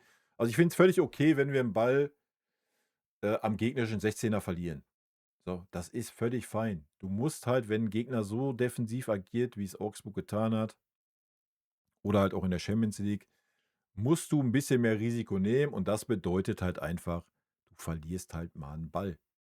Wenn du den am gegnerischen 16er verlierst, dann musst du den halt das, was uns ausgezeichnet hat, eigentlich im Gegenpressing wieder gewinnen. Und dann ist gut. Ja? Es geht um die Ballverluste, die du auf Höhe der Mittellinie hast, in der Zentrale. Noch schlimmer die Ballverluste im eigenen 16er, wenn du den Ball, den Gegner in den Fuß spielst, à la Kimmich. Einen Hackentrick anfängst, im eigenen 16er zu machen, à la Lennart Kahl in den letzten Spielen. So, dann reden wir über Sachen, Alter, da musst du den Jungs den Kopf waschen. So, ja. Aber wenn wir vorne am 16er, weil wir mal Risiko nehmen, mal einen Steckpass versuchen, mal sonst was, den Ball verlieren. Ja, sorry, ich sehe lieber das, als wie oder wie eine Champions League, aber ansonsten wie in der letzten Phase unter Guardiola oder so wie es jetzt halt auch ist, als hättest du 11 Pavlos auf dem Feld, die den Ball quer nach hinten, quer nach hinten, quer nach hinten, ohne irgendeine Idee spielen. Ja, das ist, was mich triggert. Und deswegen ist ein Kimmich, wenn er fit ist, halt wichtig, weil Kimmich der einzige zentrale Mittelfeldspieler ist, der den verfickten Ball mal nach vorne auf den Zerc, auf den Michael, auf sonst wen mal reinschippt. Das siehst du nicht von einem Pavlovic. Das siehst du schon gar nicht von einem Leon Goretzka. Ja, und Conny Leimer sehen wir leider nicht auf dieser Posi. Vielleicht wäre das der Gamechanger, weil er kann die Bälle auch spielen, hat er in Leipzig gezeigt. Sehen wir ja nicht. Der dümpelt ja als Rechtsverteidiger in unserer Mannschaft rum. Ja, sind wir wieder bei der Zentrale. Wer spielt diese Bälle? Harry Kane. Harry Kane macht unser Spiel, Alter, seit der Rückrunde. Das ist der Faktor. Lennart Kahl kann das nicht. Brauchen wir aber nicht verlangen von ihm. Lennart Kahl gehört nach rechts außen, da hat er Einfluss, da ist er gut, da kann er mal ein 1 gegen 1 riskieren. So in der Mitte kriegt er das nicht auf der Kugel. Das kriegt er auf der Kugel, wenn hinter ihm das Spiel gemacht wird. Dann kannst du Lennart Kahl auf die 10 stellen. So, Musiala genauso. Der hat noch gar nicht die Fitness, um das wieder zu machen. Der konnte das früher, ja. Aber da ist er noch nicht. Leo Goretzka konnte das noch nie. Leon Goretzkas Stärke ist, yo, wir gewinnen den Ball, ich gehe 30 Meter wie so ein Berserker nach vorne und spiele dann vielleicht mal einen guten Ball und gehe dann durch bis in den Strafraum, bin da präsent, nehme mal einen Schuss, mache mal einen Kopfball. Das ist Leon Goretzka. Pavlovic kann das, ja, der kann das Spiel auch schnell machen. Macht er aber nicht. Ich weiß nicht warum. Erinnert euch, Anfang der Saison, Kimmich 6, Pavlovic 8. Grandios. Grandios. Wirklich grandios. Es war super zügiges Spiel durch die Mitte, es war einfallsreich, es war kreativ. Ja, da war kein Harry Kane, der sich immer hat fallen lassen. Das sehen wir nicht mehr. Ja. Weil er der Stabilisator sein muss oder was. Was weiß ich, keine Ahnung. Müsste den Kompanie fragen. Hans Landau, Karl im Real Madrid tief. Hans Landau. Sehr wild. Ich wusste gar nicht, dass Blondie heißt ja jetzt Hans Landau oder was? Seit der Aussage geht nicht mehr viel bei ihm zusammen. Ja, richtig. Ja. Junger Spieler. Und natürlich, wenn er, keine Ahnung, Alter. Wenn, ey, wir brauchen das Thema nicht nochmal aufmachen. Ja? So, da haben wir alles zu gesagt. Aber natürlich, wenn du ein junger Spieler bist mit 17, Alter, und dir schlägt das ganze Internet in die Fresse, selbst die eigenen Fans, das ist ja das Traurige, schlagen dir in die Fresse und gönnen dir eigentlich genau das. Ja, ja, sorry. Da muss man sich auch nicht wundern, Alter. Gehört halt auch zur Wahrheit. So, Petra von bla. Du hast es im Taktikfuchs doch gesagt, Augsburg hatte nichts zu verlieren. Genau das hast du gesehen. Das war für mich das schlechteste Bundesligaspiel der Bayern. Und mein Glückwunsch an Augsburg, die bis zur letzten Minute gefeitet haben. Ja, keine Mannschaft hat gegen uns was zu verlieren. Vielleicht Dortmund, weil die noch einen gewissen Anspruch haben. Aber ansonsten hat keine Mannschaft gegen uns was zu verlieren in der Bundesliga. Ist halt so. John FCB, unsere Doppel-6, Goretzka und Pavlovic war heute wirklich Katastrophe. Ich liebe das Wort. Davis hat auf der rechten Seite null Impact, aber wer kann es ihm verübeln? Ulisse konnten wir erst in den letzten 10 Minuten mal etwas ins Spiel bringen, ansonsten war der ja komplett abgemeldet. Tar, Diaz und Kane waren eigentlich die einzigen mit der richtigen Einstellung. Leimer und Stanisic fehlen schon sehr auf den AV-Positionen. Ja, so sieht's aus. So sieht's aus. Mein Gott. Haben wir halt verloren, wie gesagt. Vielleicht ist es die Niederlage zur richtigen Zeit. Ich meine, selbst wenn es eine Anweisung von Kompany gewesen sein sollte, so Heavy, bleib mal lieber ein bisschen mehr vorne, lass mal den Leuten da ein bisschen das Spiel, kann ja sein, weiß man ja nicht. Dann wird ein Kompany auf jeden Fall gesehen haben, dass es ein Fehler war. So.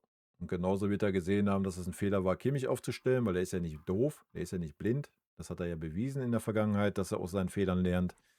Und was man ja auch nicht vergessen darf, ey, Vinny ist auch ein junger Trainer. Ne? So, das darf man halt auch nicht vergessen. Der ist halt auch noch Learning. Learning by doing.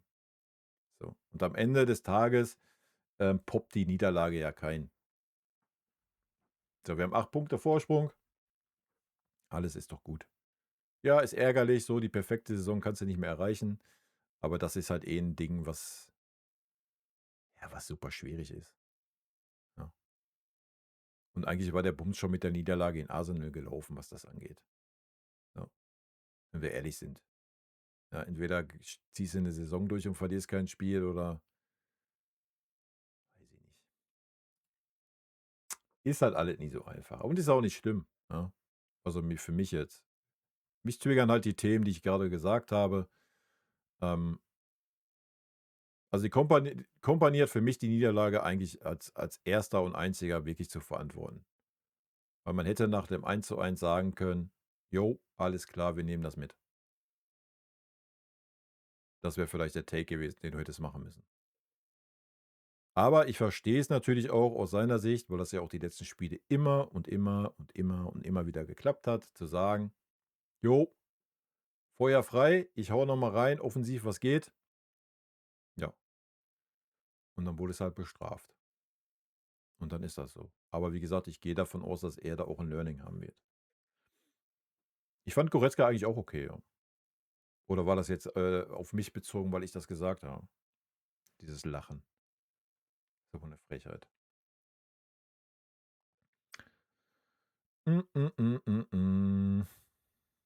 Naja, wenn du vergleichst, dass ein Goretzka oder ein Musiala in der Defensive war, dann denke ich, war ein Goretzka stärker. So, dass der nach vorne keinerlei Ideen hatte oder keinerlei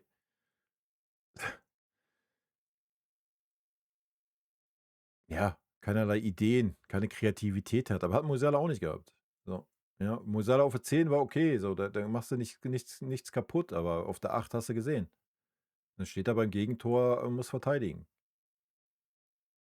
So, und wir können ja über Leon sagen, was wir wollen. Ich denke, Leon ist aber immer noch einer, der ein bisschen anders in den Zweikampf geht oder kommt.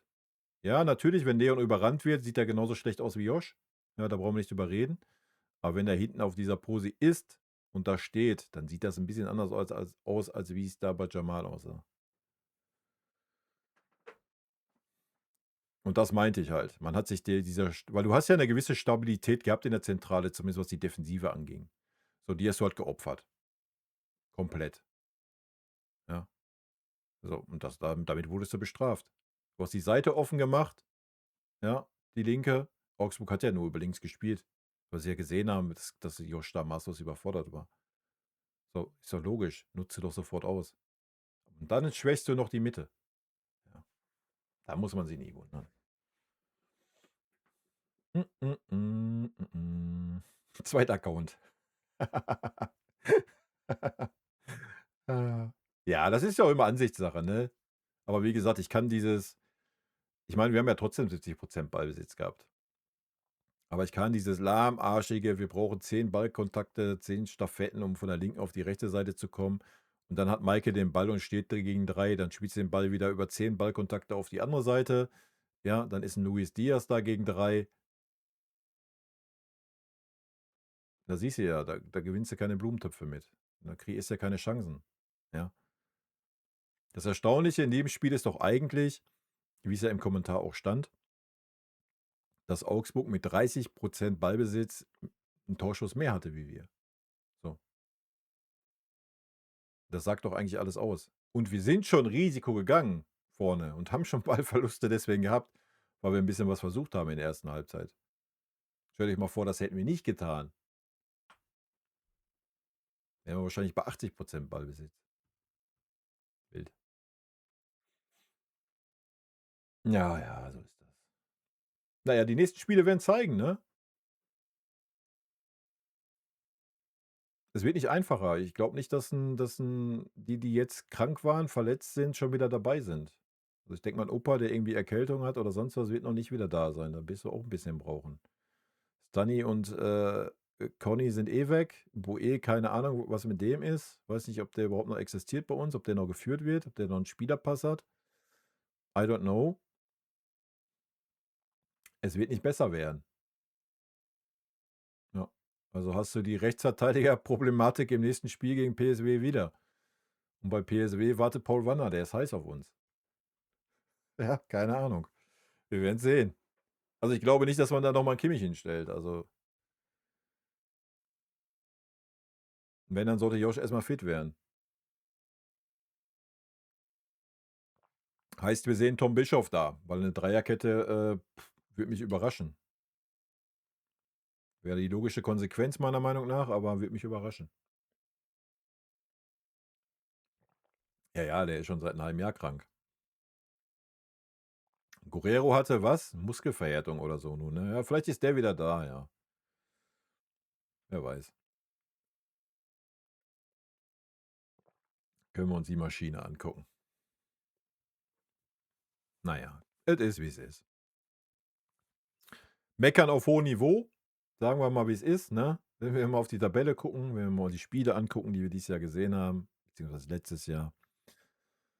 Ja, war es jetzt mal eine wirklich schlechte Halbzeit? Das war die zweite Halbzeit.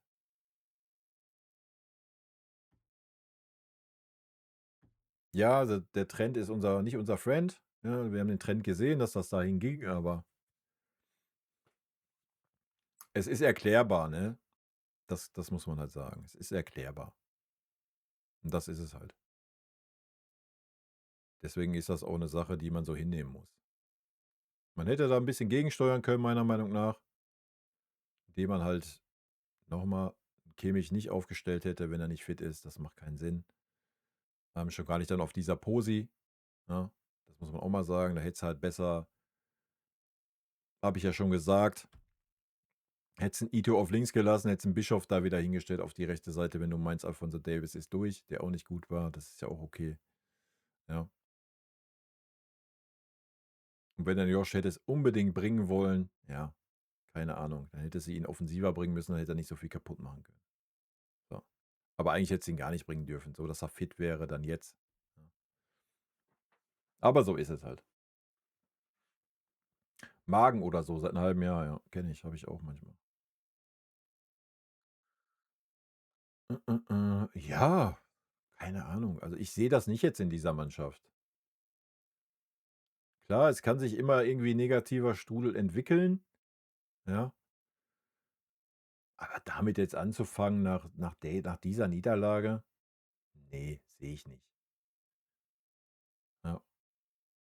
Ey, selbst wenn wir gegen PSW und Hamburg verlieren sollten, sehe ich das auch noch nicht.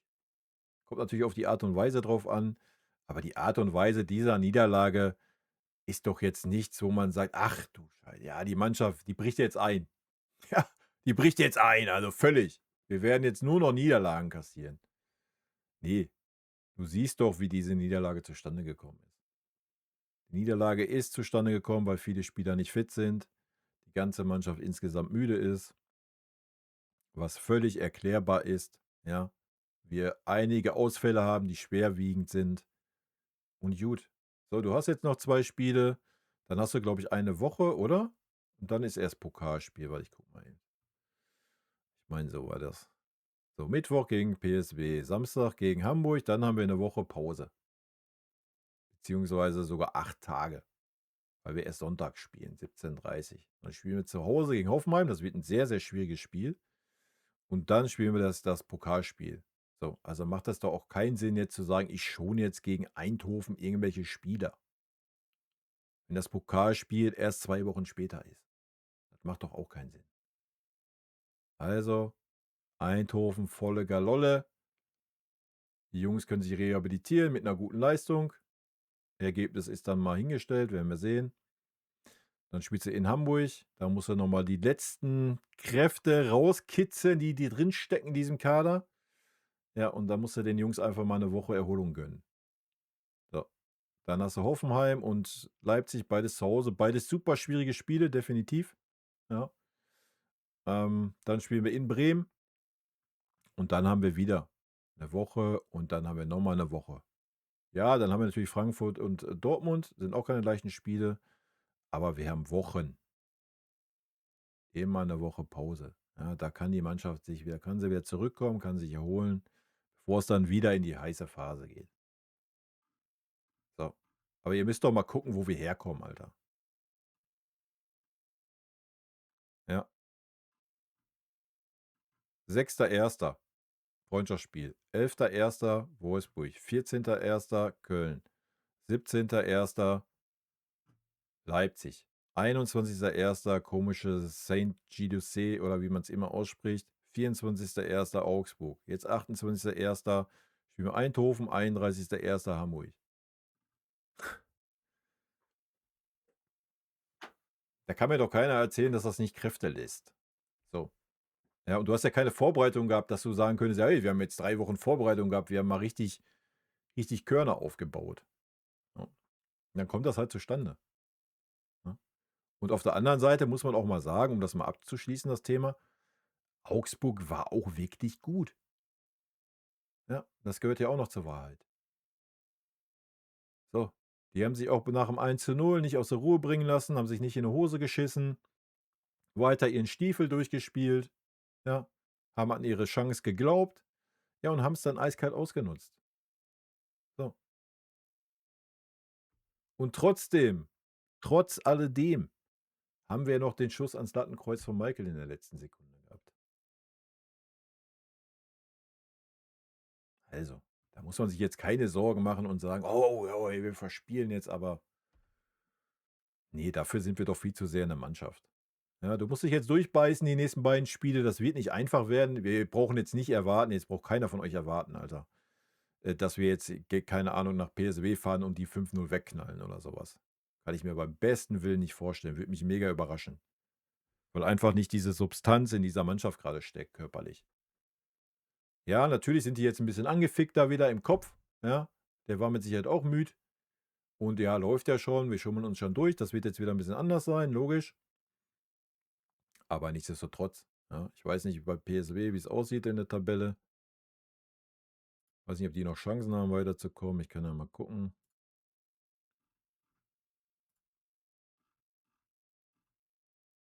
Ja, die sind 22. Also, die brauchen jeden Punkt. Also, die werden 110% geben, ne? So, die beiden Spiele musst du durchbeißen und dann ja, dann kommen auch schon die ersten Verletzten wieder zurück und dann ist doch alles gut. Dann wird das schon, ne? Wahrscheinlich hat Sacher die Kommentare gelesen, da kriegt man schon mal Magen. Laut einigen Berichten kann Winnie ja nicht mit Sacher. Ich denke, die versuchen, ihn loszuwerden. Ja, weiß ich nicht. Weiß man nie, was dran ist, ne? Also, ich denke auch, wenn 'n Angebot kommt, würden die, wahrscheinlich jubeln und sagen: „Oh, Halleluja.“ Das glaube ich auch, aber ja, mein Gott. Es ist, was es ist, ne? Guerrero hat noch Angst vor Heavy, auf jeden Fall, Alter. Wenn er den nochmal den Kopfball wegnimmt bei einer Ecke, dann steinigt der Heavy den. Gibt's eine Kopfnuss. Ja, ja, so ist das. So ist das, ey.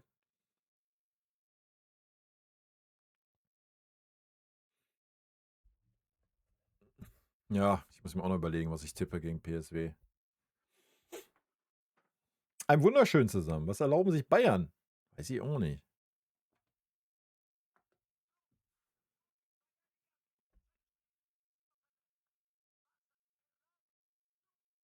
Was erlauben sie uns?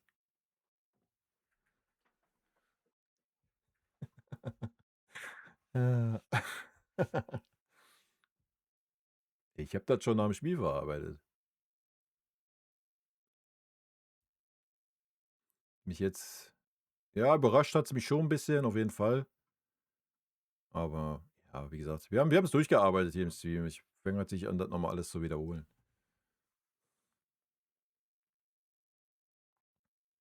Ja, die nächsten beiden Spiele ist halt so, ne? Wie gesagt, da muss ich durchbeißen. Bei PSW reicht uns ein Punkt, alles ist gut. Ja, da muss in Hamburg, das wird auch kein leichtes Spiel, Leute. Ja, darf man auch nicht unterschätzen. Das ist auch wieder, die haben nichts zu verlieren, die haben heimisches Publikum. Wenn du da, und man sieht es ja, du bist gerade nicht in der Lage, körperlich, ist diese Mannschaft nicht in der Lage, mit Spielern wie Davis, Musiala, Kimmich, die alle nicht fit sind, ja, bist du nicht in der Lage zu sagen, ich bin bei 100%, Alter. Also das werden heiße Tänze werden, glaub mal. Ach, mental war das schon nach dem Spiel abgehakt. Warum soll der Kader nicht ausreichen fürs Champions League Endspiel? Das ist wie jedes Jahr. Wichtig ist, wie die Mannschaft fit ist, wenn es in die Spiele geht, ne? So. Wenn dann Harry Kane ausfällt und Michael Olise, ja, dann ist die Mannschaft dann reicht die Mannschaft nicht fürs Champions League Endspiel. Wenn alle fit sind, unsere Außenverteidiger wieder da sind, dann sieht das anders aus. Dann brauchen wir uns keine Sorgen machen. Also. Aber das kannst du eh nicht vorhersagen. Champions League ist Tagesform, Glück, Spielglück, Schiri. Darf wir auch nicht vergessen, ja. Auch die Schiris gehen damit. Das sind K.O.-Spiele, Alter. Das ist genau wie Leipzig jetzt. So, da kannst du das 6-0 und das 5-1 auswärts, kannst du dir in die Haare schmieren, Alter. Leipzig hat gezeigt, erste Halbzeit, was sie können gegen uns. Die wissen, wie sie gegen uns spielen müssen. Ja, du wirst da sein müssen. Ja? Das ist ein K.O.-Spiel. Fertig.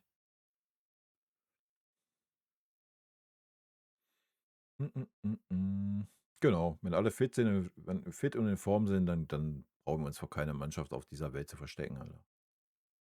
Und trotzdem ist das dann natürlich, ja, du hast genauso Arsenal, du hast Real, du hast Liverpool, auch wenn die vielleicht gerade nicht ganz so sind, du hast Paris, selbst Barcelona hast du, City, ja, etc. Also, selbst wenn du auf dem Niveau bist, wenn der Gegner auch auf diesem Niveau ist, ja, so, das sind ja alles Mannschaften auf Augenhöhe. Ja, das ist das doch. Deswegen kannst du doch sowas nicht vorhersagen. Deswegen kannst du auch das Pokalspiel, Leipzig ist auch auf Augenhöhe, wenn die einen guten Tag haben. Ja, das muss man halt einfach sagen. Deswegen kannst du das nicht vorhersagen. So gar nicht. Ne? Und deswegen sage ich ja, ist die Platzierung schon gar nicht so unwichtig. Weil so ein Heimspiel im Rückspiel ist schon viel wert, glaube ich. Weil in der Regel sind wir ja gerade international schon sehr heimstark, wenn man sich das mal anschaut. Von daher kann das schon ein Faktor sein.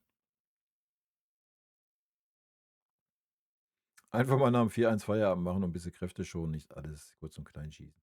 Naja, dann bist du ja eh im Flow meistens, ne? Dann kostet das nicht ganz so viel Kraft. Ja klar spielen wir im Pokal zu Hause, aber wir haben jetzt auch gegen Augsburg zu Hause gespielt, ne? Hast du mitgekriegt? Denke, oder? Dann ist doch gut.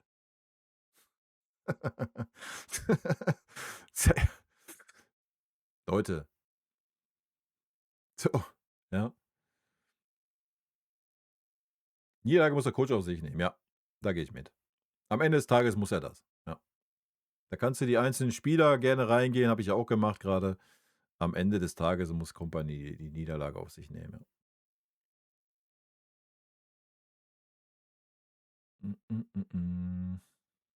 Ja, das werden wir sehen, die nächsten Spiele, ne?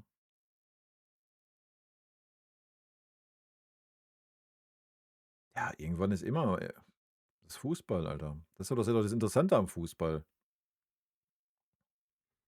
Ich meine, ihr lest doch bestimmt auch immer, siehst doch immer die super Hochrechnungen von irgendwelchen Supercomputern und bla und Sülz. Ja. Und dann spielt 1 gegen 18 und 18 gewinnt. Ja. So. Hä? Wie oft ist das schon vorgekommen? So ist es halt. Deswegen sind doch die Sachen so interessant.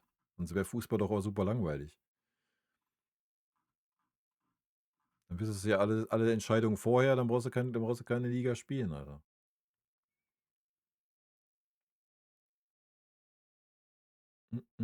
Mm.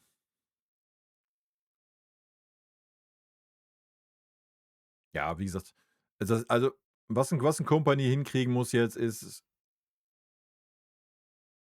er muss es hinkriegen, dass fitte Spieler spielen. So, das ist der Punkt, Alter. Und da musst du zur Not deine Aufstellung mal ändern, deine Formation. Ja, da musst du halt mal auf eine Dreierkette gehen. Ja, wenn du keine Außenverteidiger hast, die da irgendwie fit sind, das irgendwie hinkriegen, ja, dann musst du auf eine Dreierkette gehen. Das kann nicht so schwer sein, Alter. Das muss diese Mannschaft halt auch mal können. Ja, es macht sonst keinen Sinn. Man tut den Spielern ja auch keinen Gefallen, Alter. Also man hat einen Alphonso Davies mit dem Spiel keinen Gefallen getan, einen Kimmich schon gar nicht, Jamal Musiala auch nicht. Ja, da brauchen wir auch nicht davon reden, oh ja, jetzt hat er aber mal 30 Minuten Spielzeit gekriegt. What? Ja, also kannst du vergessen. Da müssen Spieler spielen, die 110% geben können. So. Und wenn das keiner kann, weil wir zu viele Verletzte haben und zu viele Spieler, die keine Form haben, ja, wir haben jedes Spiel, oder wir haben jetzt auch wieder 4 junge Joyster auf der Bank gehabt, da musst du die aufstellen. Feierabend. Ja, und da musst du es halt mal in Kauf nehmen. Ich meine, du hast jetzt mit dem Haufen verloren. Ja, dann musst du es halt in Kauf nehmen, dass du dann halt auch mal ein Spiel verlierst. So, dann ist das so. Aber dann hast du keinen, der dir irgendwelche Vorwürfe machen kann. Finde ich. Ja. Klar, dann wirst du auch welche haben, die sagen, "Ja, kannst du nicht hier so 4 junge Spieler aufstellen. Kannst du doch nicht, wenn da ein Kimmich auf der Bank sitzt, da muss der spielen." Wirst du auch haben, die Leute, logisch.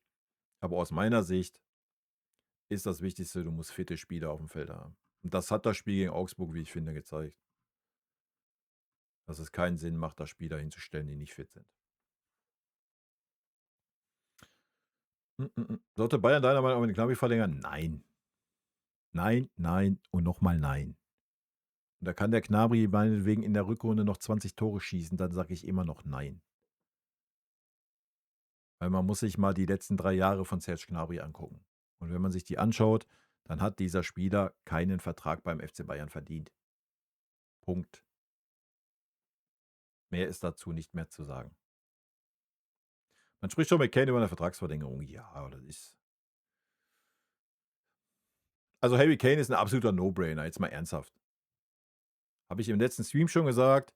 Harry Kane kannst du, keine Ahnung, was ist er jetzt? 33? Also den kannst du locker bis 36, bis er 36 ist, kann der locker spielen. Ja, du musst den einfach immer eine Posi nach hinten stellen. Ja, der wird irgendwann nicht mehr die Power haben, immer mit nach vorne. Ja, dann stellt sie ihn auf die Achter-Posi. Harry Kane ist, der wäre der stärkste Achter in unserer Mannschaft. Stell den auf die Sechser-Posi, dann wäre er wahrscheinlich der stärkste Sechser in unserer Mannschaft. Ja, muss er natürlich Bock zu haben, so, ne? Logisch. Guckt euch den Lothar an. Ja, Lothar hat das in seiner Karriere auch gemacht. Umso älter er wurde, immer eine Posi nach hinten und war trotzdem noch eine Maschine. Ja. Bis er sogar Libero war bei uns. Das kannst du mit Harry Kane auch machen, Alter. Das zeigt er ja gerade. Ja. Ja, dann hast du ihn nicht mehr als Neuner auf dem Feld, dann hast du ihn als Achter auf dem Feld. Ja, dann ist das so. No-Brainer. Absoluter No-Brainer, der Mann. Also wegen mir, let's go. Ja, ja siehst du. Kann er locker bis 34 vorne spielen, was er jetzt spielt, und dann, ja, alles gut. Dann geht er eine Posi nach hinten. Ne, offensiver Achter oder ein Zehner, dann braucht er nicht immer ganz nach vorne, ja. Und tut das ja trotzdem dann noch. Ja. Ich meine, guckt euch Harry Kane bei Ecken an. Allein das. Ja. Also, über was reden wir? Also, wenn Harry Kane sich wohlfühlt, was er sagt, absoluter No-Brainer, mit Harry Kane zu verlängern. Also, wenn du Jamal Musiala 30 Millionen in den Arsch schieben kannst und 30 Millionen Handgeld, dann muss es möglich sein, mit Harry Kane zu verlängern, Alter. Punkt. 40 steht Harry im Tor, ja, wirklich, ist so. Ja, also, das ist der Spieler in unserer Mannschaft, wo ich blind sagen würde, ja, kannst du 5 Jahre geben, Alter. Ich sehe keinen anderen Spieler, wo ich das sagen würde. Ja gut, Ulisse, ja. So, aber vom Fußballerischen her, wie gesagt, selbst wenn Harry Kane irgendwann nicht mehr die PS auf dem Rasen, guckt euch 'n Alonso an, ja. Gefühlt, ich meine, wir haben das beste Beispiel, guckt euch 'n Joshua Kimmich an. Ist ja auch nicht mehr der Schnellste. Ja, und wenn du dann noch mal 'n Xabi Alonso anschaut, bei uns, so, gefühlt, von der Geschwindigkeit her war das gar nix. Aber habt ihr gesehen, wie der unser Spiel gelenkt hat, Alter? Das schafft 'n Kimmich noch nicht mal jetzt. Ja, und 'n Harry Kane könnte das genauso. 100 Pro.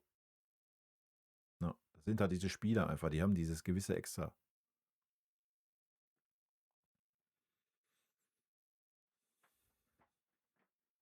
Ah, Harry macht den Tanne dann, den Tanne Tanert. Ist kein Thema.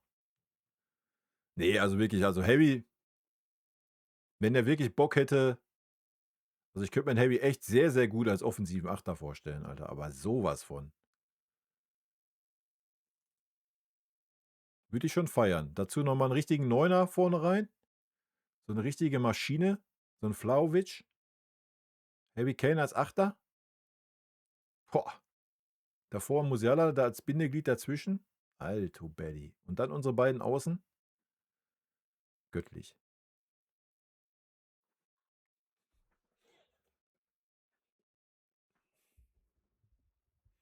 Ja, ja, wir werden sehen, wo die Reise hingeht.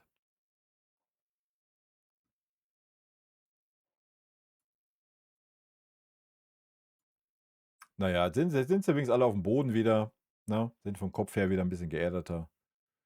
Man weiß wieder, dass nicht alles automatisch klappt. Und da bin ich bei Effe. Wer weiß, vielleicht war die Niederlage zur richtigen Zeit.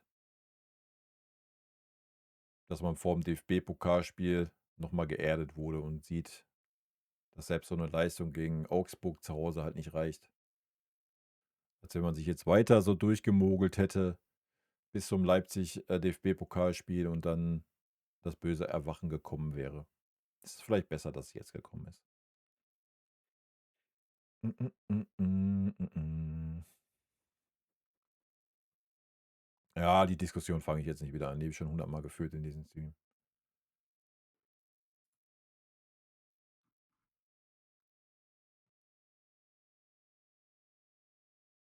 Habe ich gerade gesagt, stellen Harry Kane dahin, alles ist gut.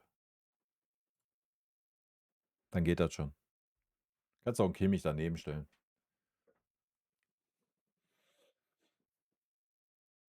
Ach, herrlich. So, Leute, letzte Chance, was loszuwerden. Sonst mache ich Feierabend.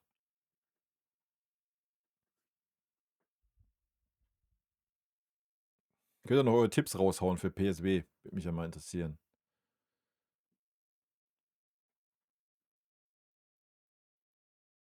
Ob ihr meint, der extra Kicker schlägt rein, weil wir jetzt verloren haben?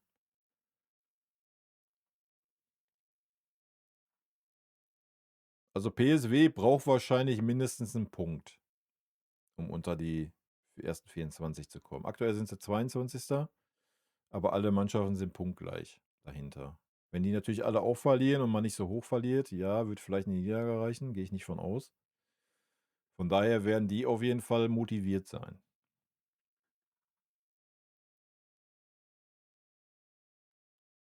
1:2, ja, ich weiß auch noch nicht.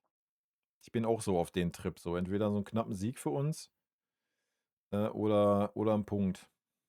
Weil ein Punkt wird uns ja reichen, aber ich muss erstmal die PK abwarten. Mal gucken, ob wieder jemand zurückkommt. Fitnesstechnisch. Es wird rasiert nach der Niederlage. Das wäre schön, Olli. Würde ich mich freuen.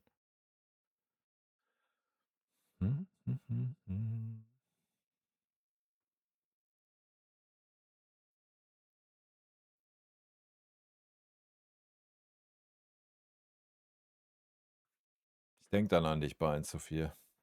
Ja, ich kann auch nicht gegen uns tippen. Das ist ja immer das Problem. Unentschieden ist schon zwischendurch das Maximale der Gefühle.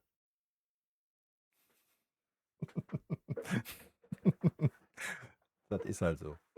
Gut, Leute. Ich wünsche euch einen super, super duper Abend. Eine gute restliche Woche. Und natürlich Mittwoch ein gutes Spiel, ne? PSW. Kommt halt drauf an, wer spielt. Schatz. Hau raus jetzt ein Tipp. Komm, zum Abschluss jetzt hier. Los. Was ist das Abschlusswort?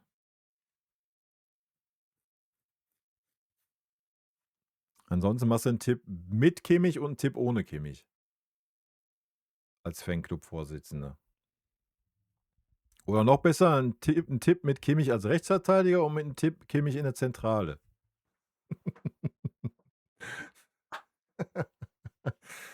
Nein, wir alle lieben doch Josh. Schönen Abend, Leute. Haut rein. Tschüssi.